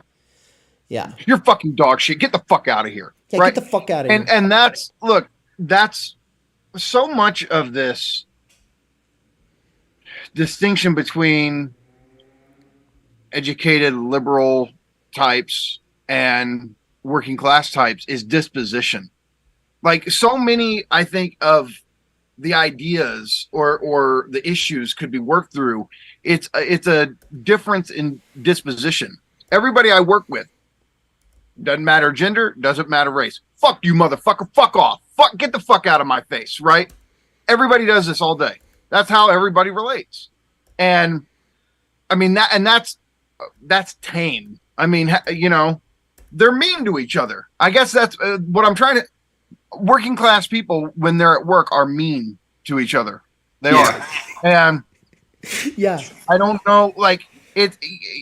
And there's all the talk of like, we'll get thicker skin. I mean, I know I had to deal with the motherfuckers because I wanted to fight them. Like I couldn't stand these motherfuckers at first, and after a while, I just you get used to it. And here's the thing, right? It is the workers. It's not management. It's not the capitalists. it's workers who kind of generate this dynamic, at least a certain type warehouse workers. And I say warehouse workers because I deliver to other warehouses. They're just like us, right? Like at my warehouse, like you can tell warehouse workers like that, right? And so that's my thing. I work with white guys, black guys, Mexican guys, women, men, like, right? All of them can't stand wokeness, right? Then that, you know, they're going to talk about SJWs. Not so much. It's usually just woke, right? But here's the thing. Some of them are on the right. Some of them are on the left, but they all hate woke shit. And it's a common ground with us. And so this is part of the issue, right? Like if you look at the internet, that what I just said, you're not going to find that on the internet because it's two groups or scripts or codes constantly at war with each other. But in my concrete experience, and people can go, well, that's anecdotal. Yeah, but I think there's more general truth to it than just my situation. Concretely, a lot of people who are left and right a lot of people who vote Democrat or vote Republican, they still can get along more or less at work. And they're not fighting these big online culture war issues. And most of them all dislike woke elitist politics. And that's part of what this working with these guys every day has shown me is like there's a kind of I mean, I'm going to sound Baudrillardian here, but I guess so be it. Like there's some simulatory dimension with the online culture war that Right.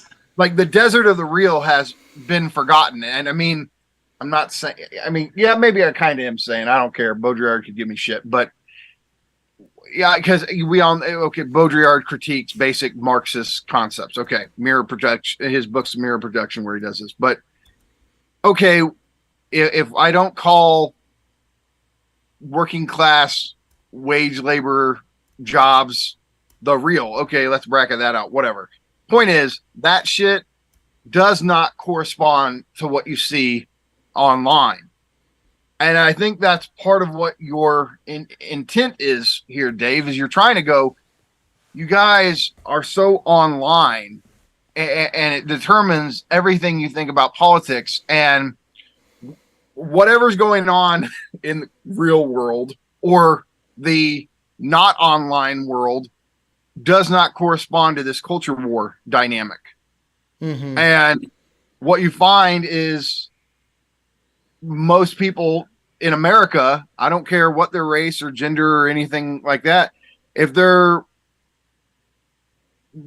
working poor, right, they care about economics, yet they don't have a sense that there's any hope in that regard, that there is no alternative. They're all capitalists, realists, and they don't want to be, but there's a capitalist, realist hopelessness in all of them. Mm-hmm. And these culture war issues, most of them don't care. Most of them are not going to die on the hill of abortion or whatever else. Like, they just want their material conditions to get better. But they don't see any hope in that regard. And unless some sort of different form of politics emerges, you're never going to get them to go along with what's going on. And the elitism thing, I mean, this is the hard thing that a lot of Democrats or liberal leftists or woke, whatever you want to call it, I don't care about the term, but they don't get how off-putting they are to most people. And there's a long history of anti-intellectualism in America going back to Christianity, and there's a lot of Protestant work ethic and all, there's a lot of factors that bring that in. But fact is, if you do manual labor every day, you don't want to hear what somebody in a university tells you you're supposed to believe and think, and it makes you kind of hate them. And that, I think, is the disconnect, is that we can try to they'll sit around and they'll write essays and shit, and the problem is most people think you're just like, they don't like you. I mean, you can try to think through it a million different ways, but you're unlikable to them. And that's what I deal with everybody I in my world, in my, my workspace. Like they just don't like them. They don't trust them. And you have to code switch in a sense. Say what? And you have to code switch in a sense. Yeah. Like adapt to the way that people talk, right? Like, yeah. And that's the thing. Like it sounds funny, like, but they'd say none of these motherfuckers speak my language. Like they feel like there's such a radical disconnect between the professional, managerial type, whatever, however we want to talk about it. But yeah, they just feel like, and it's funny, right? I'm not even saying it's a good principle. I'm almost trying to just be descriptive here.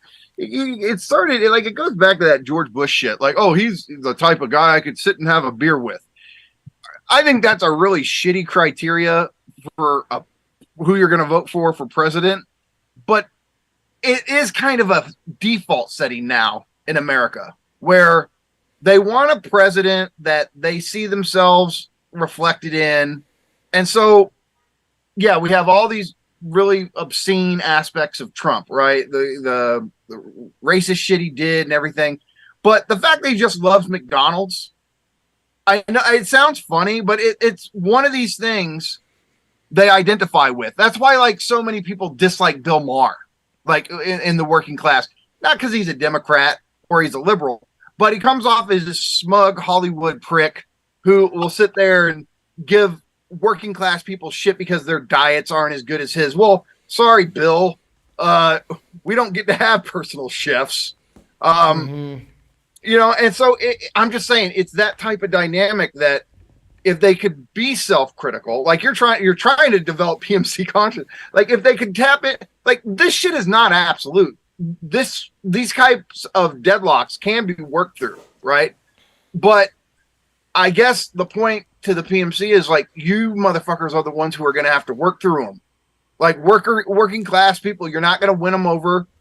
And you're the one, you're the one addressing them. In some sense, working class people don't care about you guys in the universities. You're not part of their world. They don't even think it's not on their mind. They don't think they should care about you, right? You think you're in some way a representative of them, or you think you're speaking for them.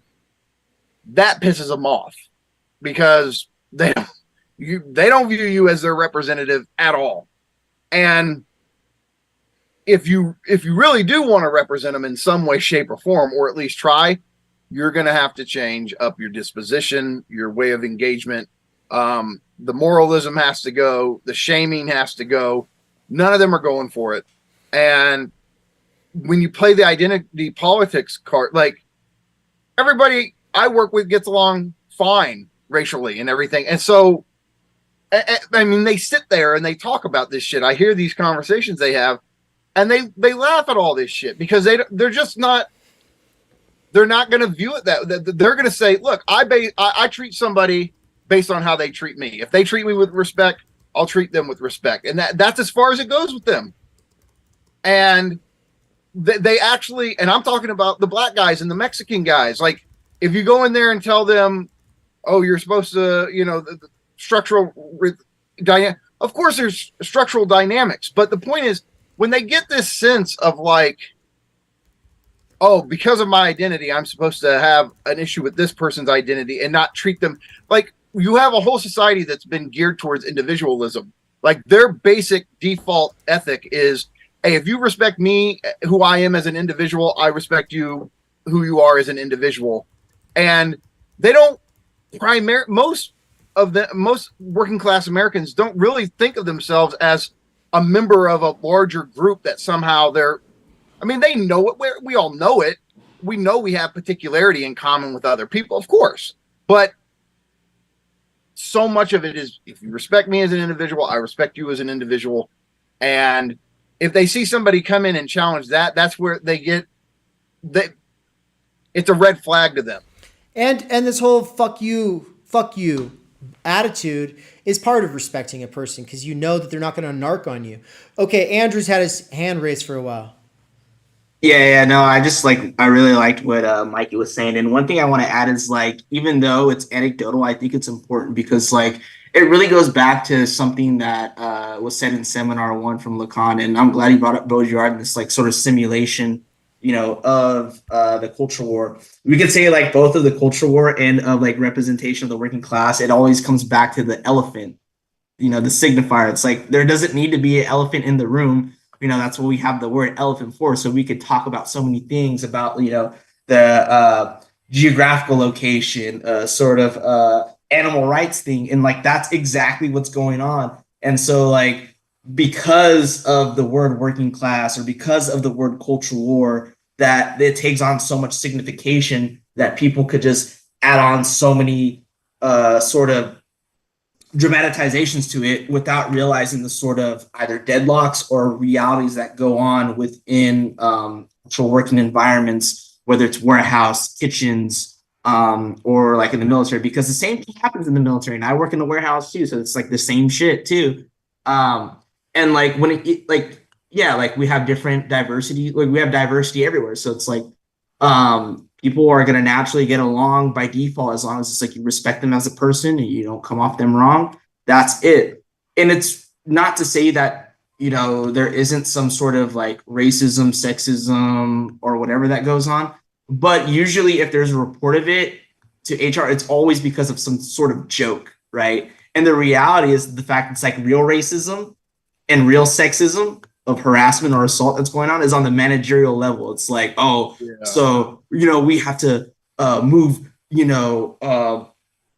the manager Harry to another location at this county because, he got caught with this case.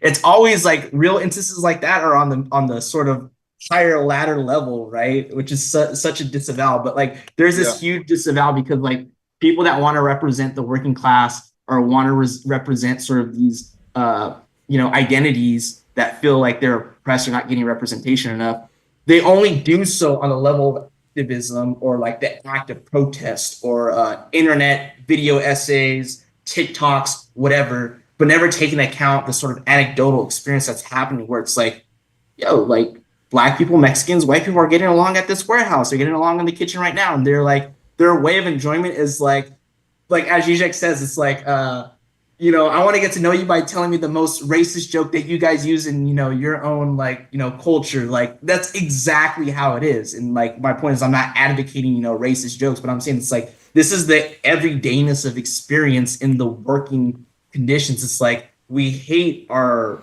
material conditions. We hate wage labor. So our time to, kind of get through the day is to bag on each other, roast each other, listen to music, and just. I can't hurt the capitalists. I can't hurt the managers, and I can't hurt wage labor itself. So I'm going to hurt you, but the game is I allow you to hurt me, and so we're each other's punching bags. And we let loose our aggression on each other with mean jokes or whatever.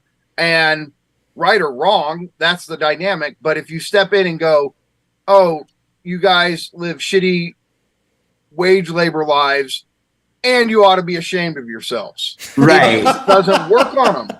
No. Fuck you. The point is the fact pull that orders all fucking day. Break your fucking back.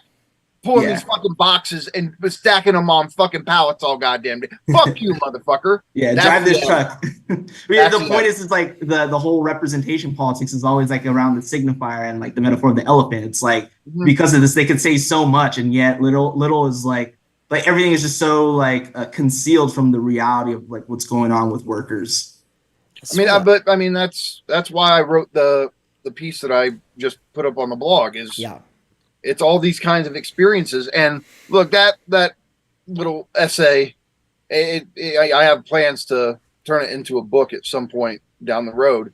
But I guess, I don't want the id polarization of the working. I don't want to do that shit. No. But but what you're also saying is right. Like, and I like what you were saying earlier about there's something to it. When you say that, you're really you're doing dialectics. What you're saying is like there's a falsity to it, but in everything there's a certain truth. And like that's what Hegel was always doing, was working through the truth and falsity of a given position. And he never was just like, this is absolutely 100% purely false. This is absolutely 100%. Like it's this dialectical struggle between falsity and truth that he was working through. And like Hegel would find some way, like, what's the truth in astrology? What's the truth in conspiracy theories, right? And it's not going to be where you think it's at. I mean, he's obviously going to go, yeah, I think astrology is false in the basic, or conspiracy theory. But what he would do is he'd find the element of truth that's driving that, right? That gets people attuned to it. And it's that would be the thing. And so, look, there's truth in a certain id pole outlook, of course, right? Mm-hmm. And so I'm saying maybe the PMC could benefit, though, from hearing working class people just say, look, it's not like, oh, I have a perspective that you can never tap into. No, but I can also tell you you're out of touch with what's going on, and you do need to readjust. You need to like get tuned in. That's the whole thing, right? It's not that you can never know it. It's like, I'm trying to help you know it. I'm trying to get you tapped in or tuned in to what's going on that you don't see. And so maybe that's what we can do in some way. Yeah. And so really quick interjection. A good criticism of us right now would be that we're being tailists if we don't clarify our position a little bit more, because you basically said, you did say the thing that I'm going to elaborate on right now, Mikey, which was that doesn't mean you should act that way. That doesn't mean this is where the dirtbag approach goes wrong. They go, oh, well, real workers are actually going to call each other dumb fucks constantly. I mean, I just called fucking Nick and Andrew dumb fucks. Like, it's a joke. But, I just said it like right before we started the stream. But that doesn't mean I should do it. Like, obviously, like, can you all imagine if I was constantly going out of my way to do that? Constantly calling people names, constantly busting all your balls? Like, I could. I mean, it's kind of like puns. Like, once you learn to see puns and things and do dad jokes, like, you can start to do them a bit too much. And same thing goes for ball busting. You can go way overboard on that stuff. Oh, that happens. It happens. I see it. Yeah. And eventually someone's going to get knocked in the fucking face if they do it way too much. Like, straight up. And rightfully so.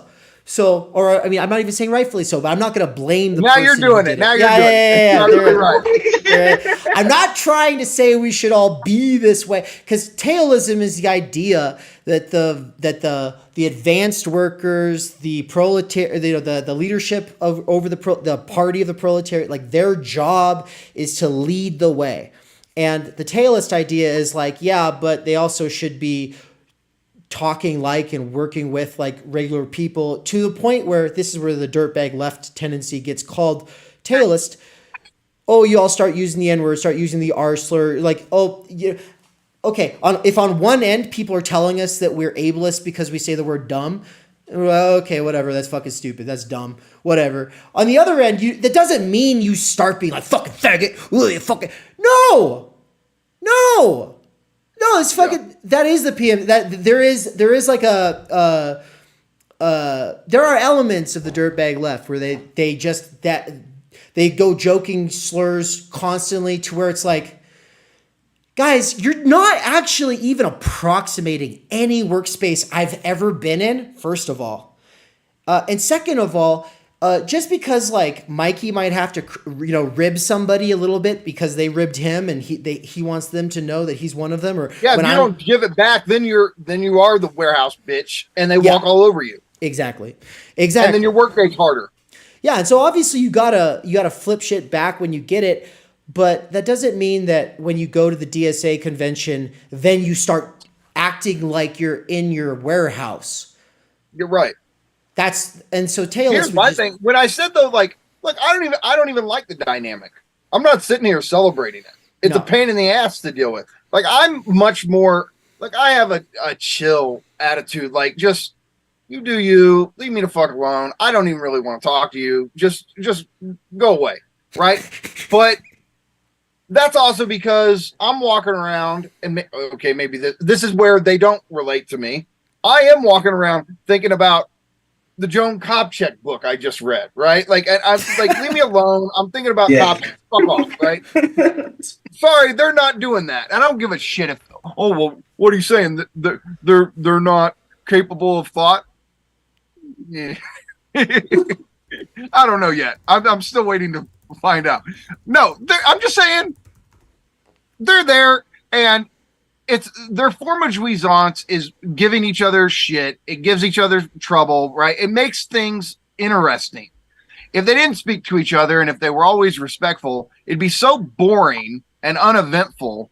Like, everybody lives for the next little juicy bit of gossip or who got mad at who and told them to fuck off for real. Like, because other than that, there's nothing to keep you like it makes the workday entertaining and thereby makes it go faster. And like, so what I'm saying is there's a weird libidinal logic at work and why they do what they do. Like, it speeds up time. It's entertaining. It's the opposite. It's not boring. Right. So even though there is all this obscene shit going on in it, like, that's precisely what gets them through the day.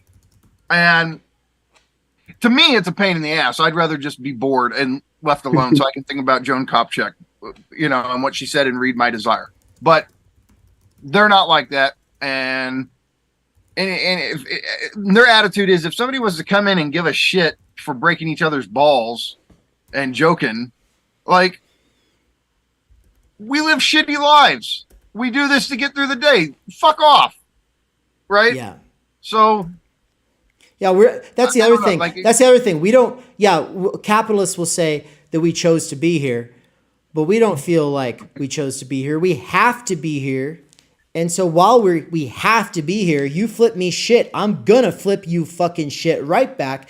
And so there is a respect and camaraderie that's built there. But anyway, we're not tailless because we're definitely, oh look, if you're in a situation where that's gonna make things better for you, good, go for it. But also, that's not going to be better for you if you're in a representational role. Now, Trump coming out and like making fun of someone who's disabled or something like that. Like, yeah, okay, that's an example of this. Like, the reason a working class person could be like, hey, nice, is because obviously, like, how posh and serious they all are and how it's like, this it's ruining their day because they can't give it back.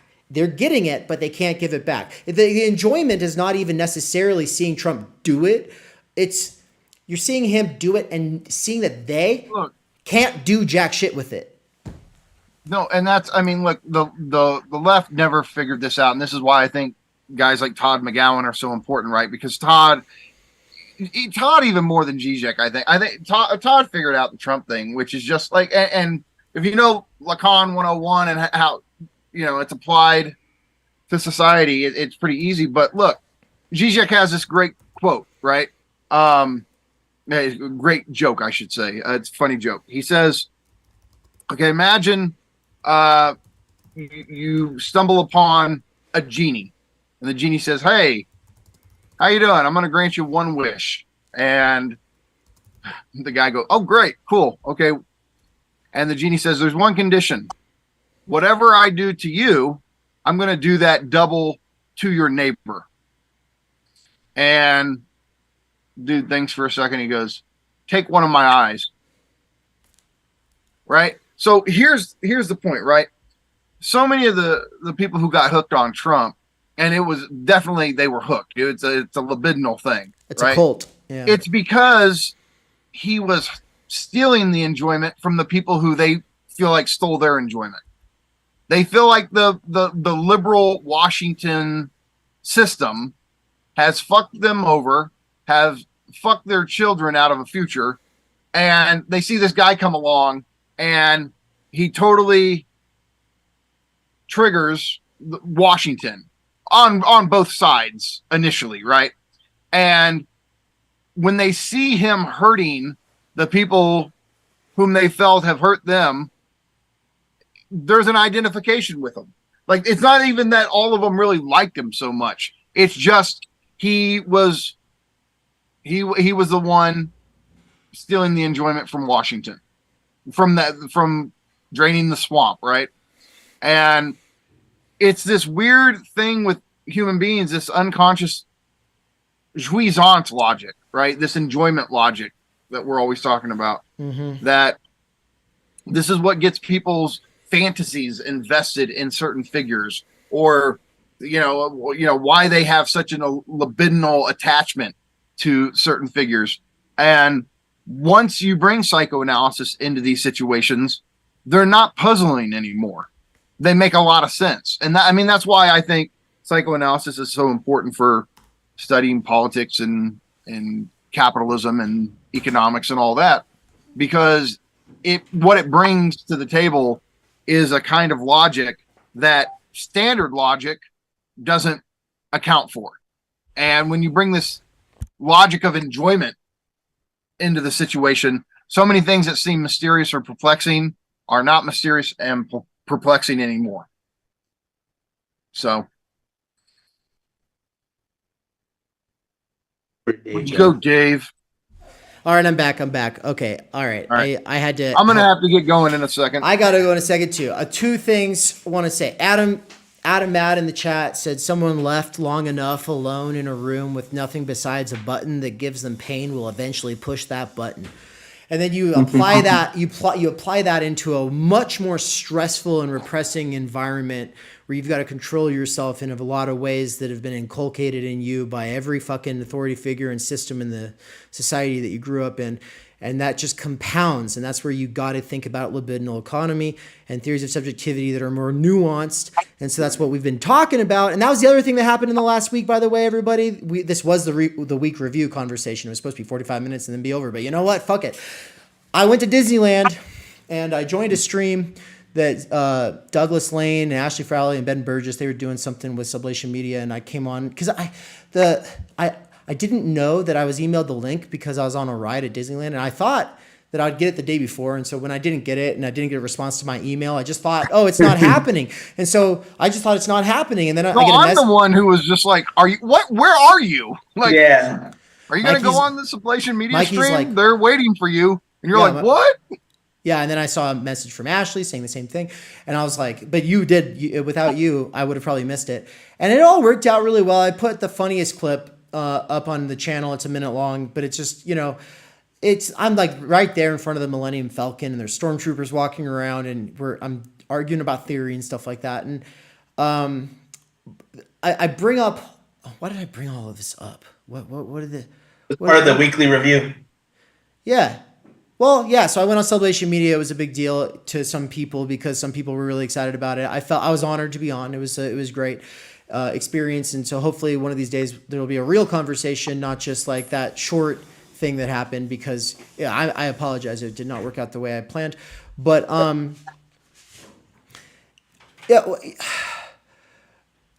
did you see the meme? You don't have the screen. You don't have YouTube up in front of you, do you? Oh, okay. Wait. I can. Hold on. Oh, okay. Well, it's been up for so long that even though there's that leg, I know you'll see it. I posted a meme in the group chat about work too. Oh, is it the one in the group chat? No, he posted one about you. The junk object. I posted the John Silver explaining to Anna J.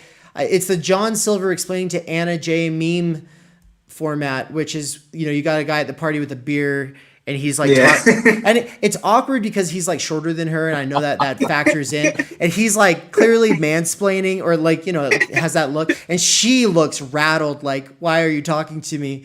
And so anyway, I put over it. So the fun part is that Mikey's that girl in this meme. So I wrote, I wrote the coworker talking to Mikey while he is trying to think about Joan Kopchak. I love it. Yeah. Well, and I would just say that at Amazon, look, I've worked in 5 areas of the construction field. Insulation, I worked at the longest because it was the least effort for the most money, even though it was uncomfortable. I made bank, and I was only 18 years old making bank at the moment. And I mean, for an 18-year-old, I was making bank. It's better. It paid better than drywall. It paid better than roofing. And I've also done foundations. Foundations was the most toxic work environment as far as like, if you want to talk about like overly masculine dudes constantly performing. It wasn't something about the industry. I don't think it was something about a specific clique of dudes. A clique of dudes that doesn't exist. Are you talking about pouring concrete? Yeah. I don't know how anybody can be a decent person who does it. Not because of some internal fault. I think that type of labor breaks people. It breaks people. Everybody I know is just like, hey, at least we're not pouring concrete. Like it's back-breaking work. That was hands down the worst job I've ever had besides door-to-door salesman. Right? Like the one was the worst on my body, the other was the worst on my soul, in a sort of sense. Anyway, having worked in those environments, having worked in grocery stores, working the night shift, stocking shelves, working at gas stations. When I was 16, I worked at an amusement park. But all these different kinds of places that I've worked at, including like fast food and slow food. I worked at Olive Garden. I worked at Schlotsky's Deli. Stuff like that. I also worked at like this old pizza place, and I worked at like a Hollywood Video. Right. So I've been in all these different places, and most of them I didn't last very long because I just clashed with the manager or whatever. But that's my real reason I like the PMC critique, Figure that. But no, I try to mind my own business, and if they fucking start breathing down my neck, I can't put up with it. But look, in all these different environments, I really was curious what it was going to be like at Amazon. Right? Is it going to be how Mikey is describing this warehouse? And the answer is yes. I remember still to this day. So they, managers will use their pronouns. Like walking into the entrance of the Amazon, there's like this big round, it looks like a pin, but it's just this giant circle, and it just says use she, her pronouns. It's not on a person. It's basic. When you read that out of context just on the wall, it's like, what, should I use them? Should I use them for myself? Should I use them for everyone else here? Like, what is this? What does this mean? And then like they have Glamazon with rainbow everything, and everything's like, oh, LGBTQIA. And then every other Mexican dude's got like the hat that says like Hispanic or Mexican at Amazon. Every other black dude's got like the hat that says black at Amazon. You've got women at Amazon. So there's all this. But you still like standing in the circle of like 15 to 30 employees, depending on the day and the group.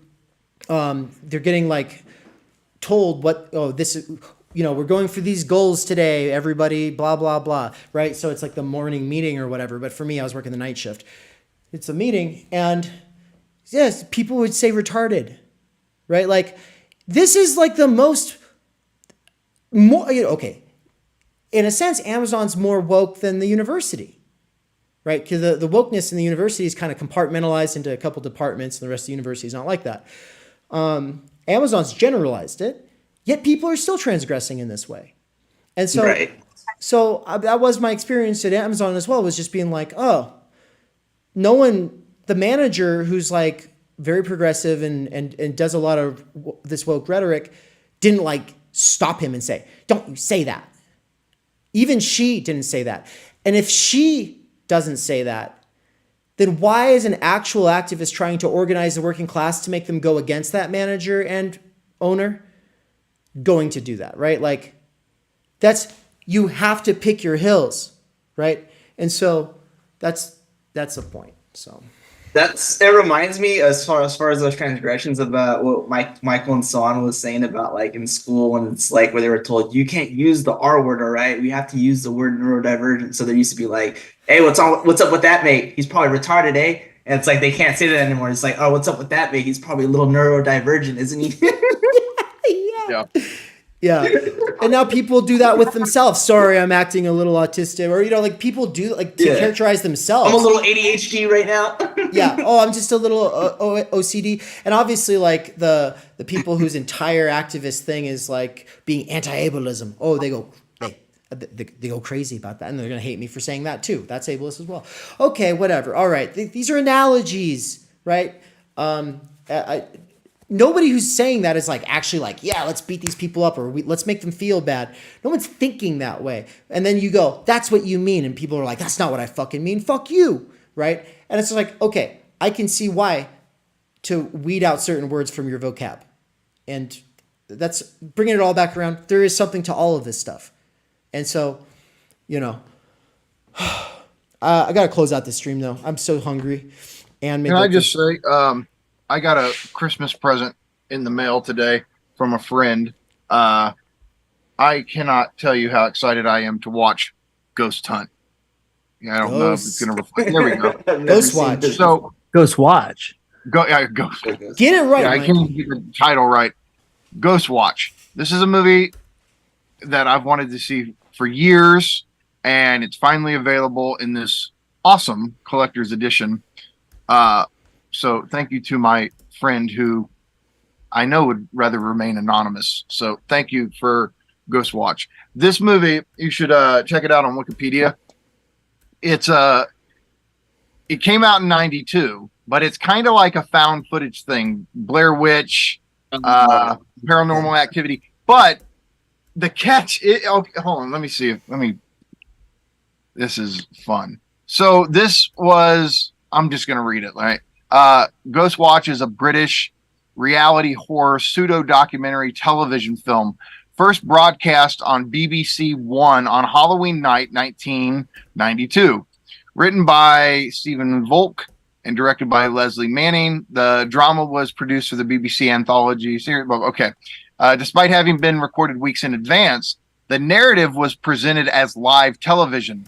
During and following its first and only UK television broadcast, the show attracted a considerable furor, resulting in an estimated 1 million phone call inquiries to the BBC switchboard on the night of the broadcast, comprising a mixture of complaints and praise for the program's unique presentation. So the thing is, it's set up like, oh, we're going to do this live. We're going to go investigate. This family says that they're experiencing paranormal activity, and like actual newscasters that everybody in Great Britain watched and knew, they're participating in this like it's real. And so paranormal activity starts to happen during the broadcast, and people really thought they were watching something real, and they started losing their fucking minds over this, calling in and kind of like the War of the Worlds broadcast. That's crazy.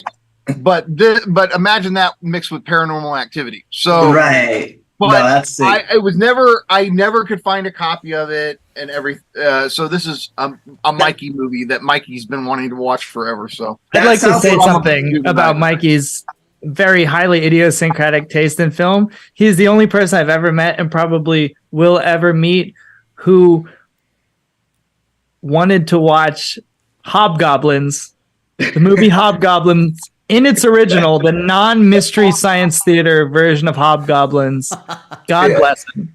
No, you like my dad, and he likes movies like that. Like he's like one that he was obsessed with. Hold on. Cooking with a chainsaw or some shit like that. You guys are egging him on. This will never end now. And I'm so another hour. I wanted to say it's like that sort of that movie, that Ghost Watch, sounds a lot better than like Grave Encounters, where it's like it's supposed to be a fake reality show, and then they get trapped in the asylum, and it ends up being like real like. Is it Hobgoblins? So not only do I have to watch Hobgoblins, not Mystery Science Theater, but actual Hobgoblins, I want to own the Vinegar Syndrome Holy edition, Lord. The collector's edition slipcover. There's the oh my beautiful. One of the best movies ever made. I can't say that I've seen the raw version of it. One of the best Mystery Science Theater episodes ever. Yeah. But obviously Mikey's the aficionado. It's dog shit. It's terrible. Have you seen the evil? The lawn fight. The lawn fight. Remember, Right, they're the fighting lawn with fight might be the the best rake part. and the. Did you ever see the evil bong with Tommy Chong? I'm sorry. I'm haven't. sorry. I'm sorry. I'm He's sorry. putting I'm the- sorry. I'm Okay. sorry. Dave's I'm putting the sorry. kibosh on the stream. I'm sorry. But I'm not sorry. Listen, really quick. I've got to go eat, but I just have to say two things. One, we got a donation. It's very, very big. It wants to remain anonymous, but it pays for stuff that I didn't think I'd be able to pay for Theory Underground for another year. And so I get to start working on that now that I'm in Mexico and that I get to be unemployed for a little bit. I get to actually do this. And so stay tuned for some really cool shit. I'm about to be more cutting edge than I thought would be possible this soon into the game. Because I didn't expect to start getting big donations until this stuff started getting out a little bit more, what's going on with the website. But this definitely fast forwards things a little bit. And I expected that those would start rolling in during the countrywide tour. All right. So, but I know who the donor is, by the way. It's Nancy Pelosi. Gavin Newsom. Yeah, no, it's it's a homie who just believes in the project like Angles or Vice, Well, right? Like I was talking about whoever the person is, I just want to say thank you. Thank you. Thank you. And then the That's last the thing, bottom of our hearts. look, I wouldn't have like leaned in to talking about the PMCs so much. And that was a joke. If you didn't get that, then, well, there was a PMC book called Lean In. Anyway, but I wouldn't have leaned into talking about it as much as I did if it wasn't for the class starting next Wednesday and me currently feeling like, oh, there's crickets whenever I do this kind of content. And I want people to know what my position is, how we are approaching this, how we think about things. We're not just these dirtbags over here, and we're not just anti-PMC over there. And it's not like we're all a bunch of like little like reactionaries who are like, yeah, James Burnham is based. Like, that's not the fucking point. But anyway, the class begins on Wednesday. It's only going to go for 8 weeks, but there's only 4 meetings. And so we expect people to do the readings after we talk about the readings. So basically we give the context of the entire book, and then you read the excerpt from the book, and then you write a reflection about it the following week, and then you come to the next meeting. So it's a lot less effort than the idea of the university course, which is also a beginner level, but it's less effort because you get the lecture before you read. And it's just a way of doing it the other way around. Okay, the reason I want people to sign up for it, though, is so I don't look stupid, all right? Just don't make me look stupid by making it so that only 2 people sign up for this course. I swear to God. I need to get a few more signups here. And so I think it went up to like 4 people today, but and I know that more people will take it in the future once they get the memo. But listen, there's a lot of people who are putting this off thinking, oh, I'll just do it later. Yeah, totally. And do it later. And you're welcome to. And I can't wait when you catch up. But here's the problem. These are the early days. Like, we need the encouragement. Donations like that or attendance are pretty much the only 2 ways that you can genuinely encourage something that's gearing up to be an actual publishing company, traveling the country, pushing this stuff to audiences that aren't already online consuming this stuff. We're trying to build the base before that happens. And so I'm stoked to say Andrew is for sure right here, the big Signorelli. Andrew is going to be in the PMC course. Ann is going to be in the PMC course. Elton LK is going to be in that course. Bryce Nance is going to be in that course. Bryce Nance is also in the Idea of University and will be in For They Know Not What They Do. So he is doing everything Theory Underground. Yeah. Hard mode. Bryce Nance is hard mode. Yeah. He's a skateboarder, so I know he doesn't fuck around, you know. Nah, he doesn't. But with that, guys, I got to go eat. So really thank you for coming on. And I know you all have a lot more to say, but come on next week. You're all invited next week. All right. Talk to you later. I got you. Peace. Peace. Peace. Peace. Peace. All right. I'll just talk while I wait for the last part of this to broadcast. When you register to the website, when you click on the course and enroll, you have to add it to your cart, and you have to check out, and you create an account when you do that. Creating the account is actually a little bit more difficult than I want it to be. And so stay tuned. There will be better ways of doing this in the future, obviously. But for right now, while I am the solo developer of this website, well, and that's not going to change, but while I'm new to being the solo developer of this website, just know that the registration email, the verification email when you register, it's going to go to your spam account, or you'll have to have it resent. Okay, so make sure to add it to your cart, register, go to your verification email, find it in the spam. If it didn't go to the spam, tell the website to resend it, and then it should work. And hopefully all the rest of the bugs are worked out. If you have any bugs, though, let me know, theoryplebe@gmail.com, and we'll try to work it out. But as far as this course goes, it's only $50 for 8 meeting, or for an 8-week course that has an online component as well as lectures from myself and Elton. And so you'll get introduced to the work of Burnham, the work of Barbara Ehrenreich, the work of Catherine Liu, the work of Thomas Frank, the work of Michael Lind, maybe something by Graver. I will be referencing stuff by Bourdieu, by Deleuze. I'll be bringing in some higher theory stuff, but we won't really be getting into it too much. But, like how Andrew earlier in this stream had brought up the Althusser's ideological apparatuses. The ideological state apparatus thing goes right along with the PMC thing. And so it's like, this will all be stuff that we're working through. And the position is not like, oh, you have to get this correctly. Like, we're not trying to have you come out the other side of this being like anti-PMC or something like that. The point is to think about it, from a variety of perspectives, and let that inform you. Because, if you come to a strong position about things the way you see things eventually, it's good to first spend some time thinking about why you believe the things that you believe. Thinking about your presuppositions. Thinking about what you've been told you're supposed to believe versus what seems to be the case. And not just thinking, but thinking with the greatest minds in the history of ideas. Thinking with them, because most of them are dead, means reading them, and then writing, and then talking to other people who are also doing the same. It's kind of what you're supposed to be able to get an experience of at the university, but a lot of people find that hard to get these days. And so we're trying to get something that we weren't able to get at the State University with this. So I hope that some people will join this course who weren't before, and that if not, you'll be around for the stuff we'll be putting out on this eventually. So with that, thank you so much.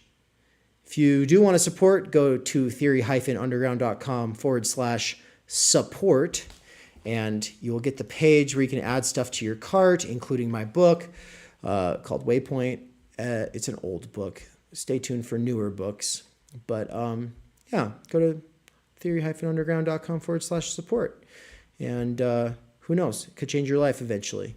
And it might be good. It might save you a lot of time that you would have otherwise wasted. It might. I hope it does. I hope it's not a waste of time. Yeah. At the end of the day, we're all just trying to figure this shit out. All right. I'll talk to you all later. Peace.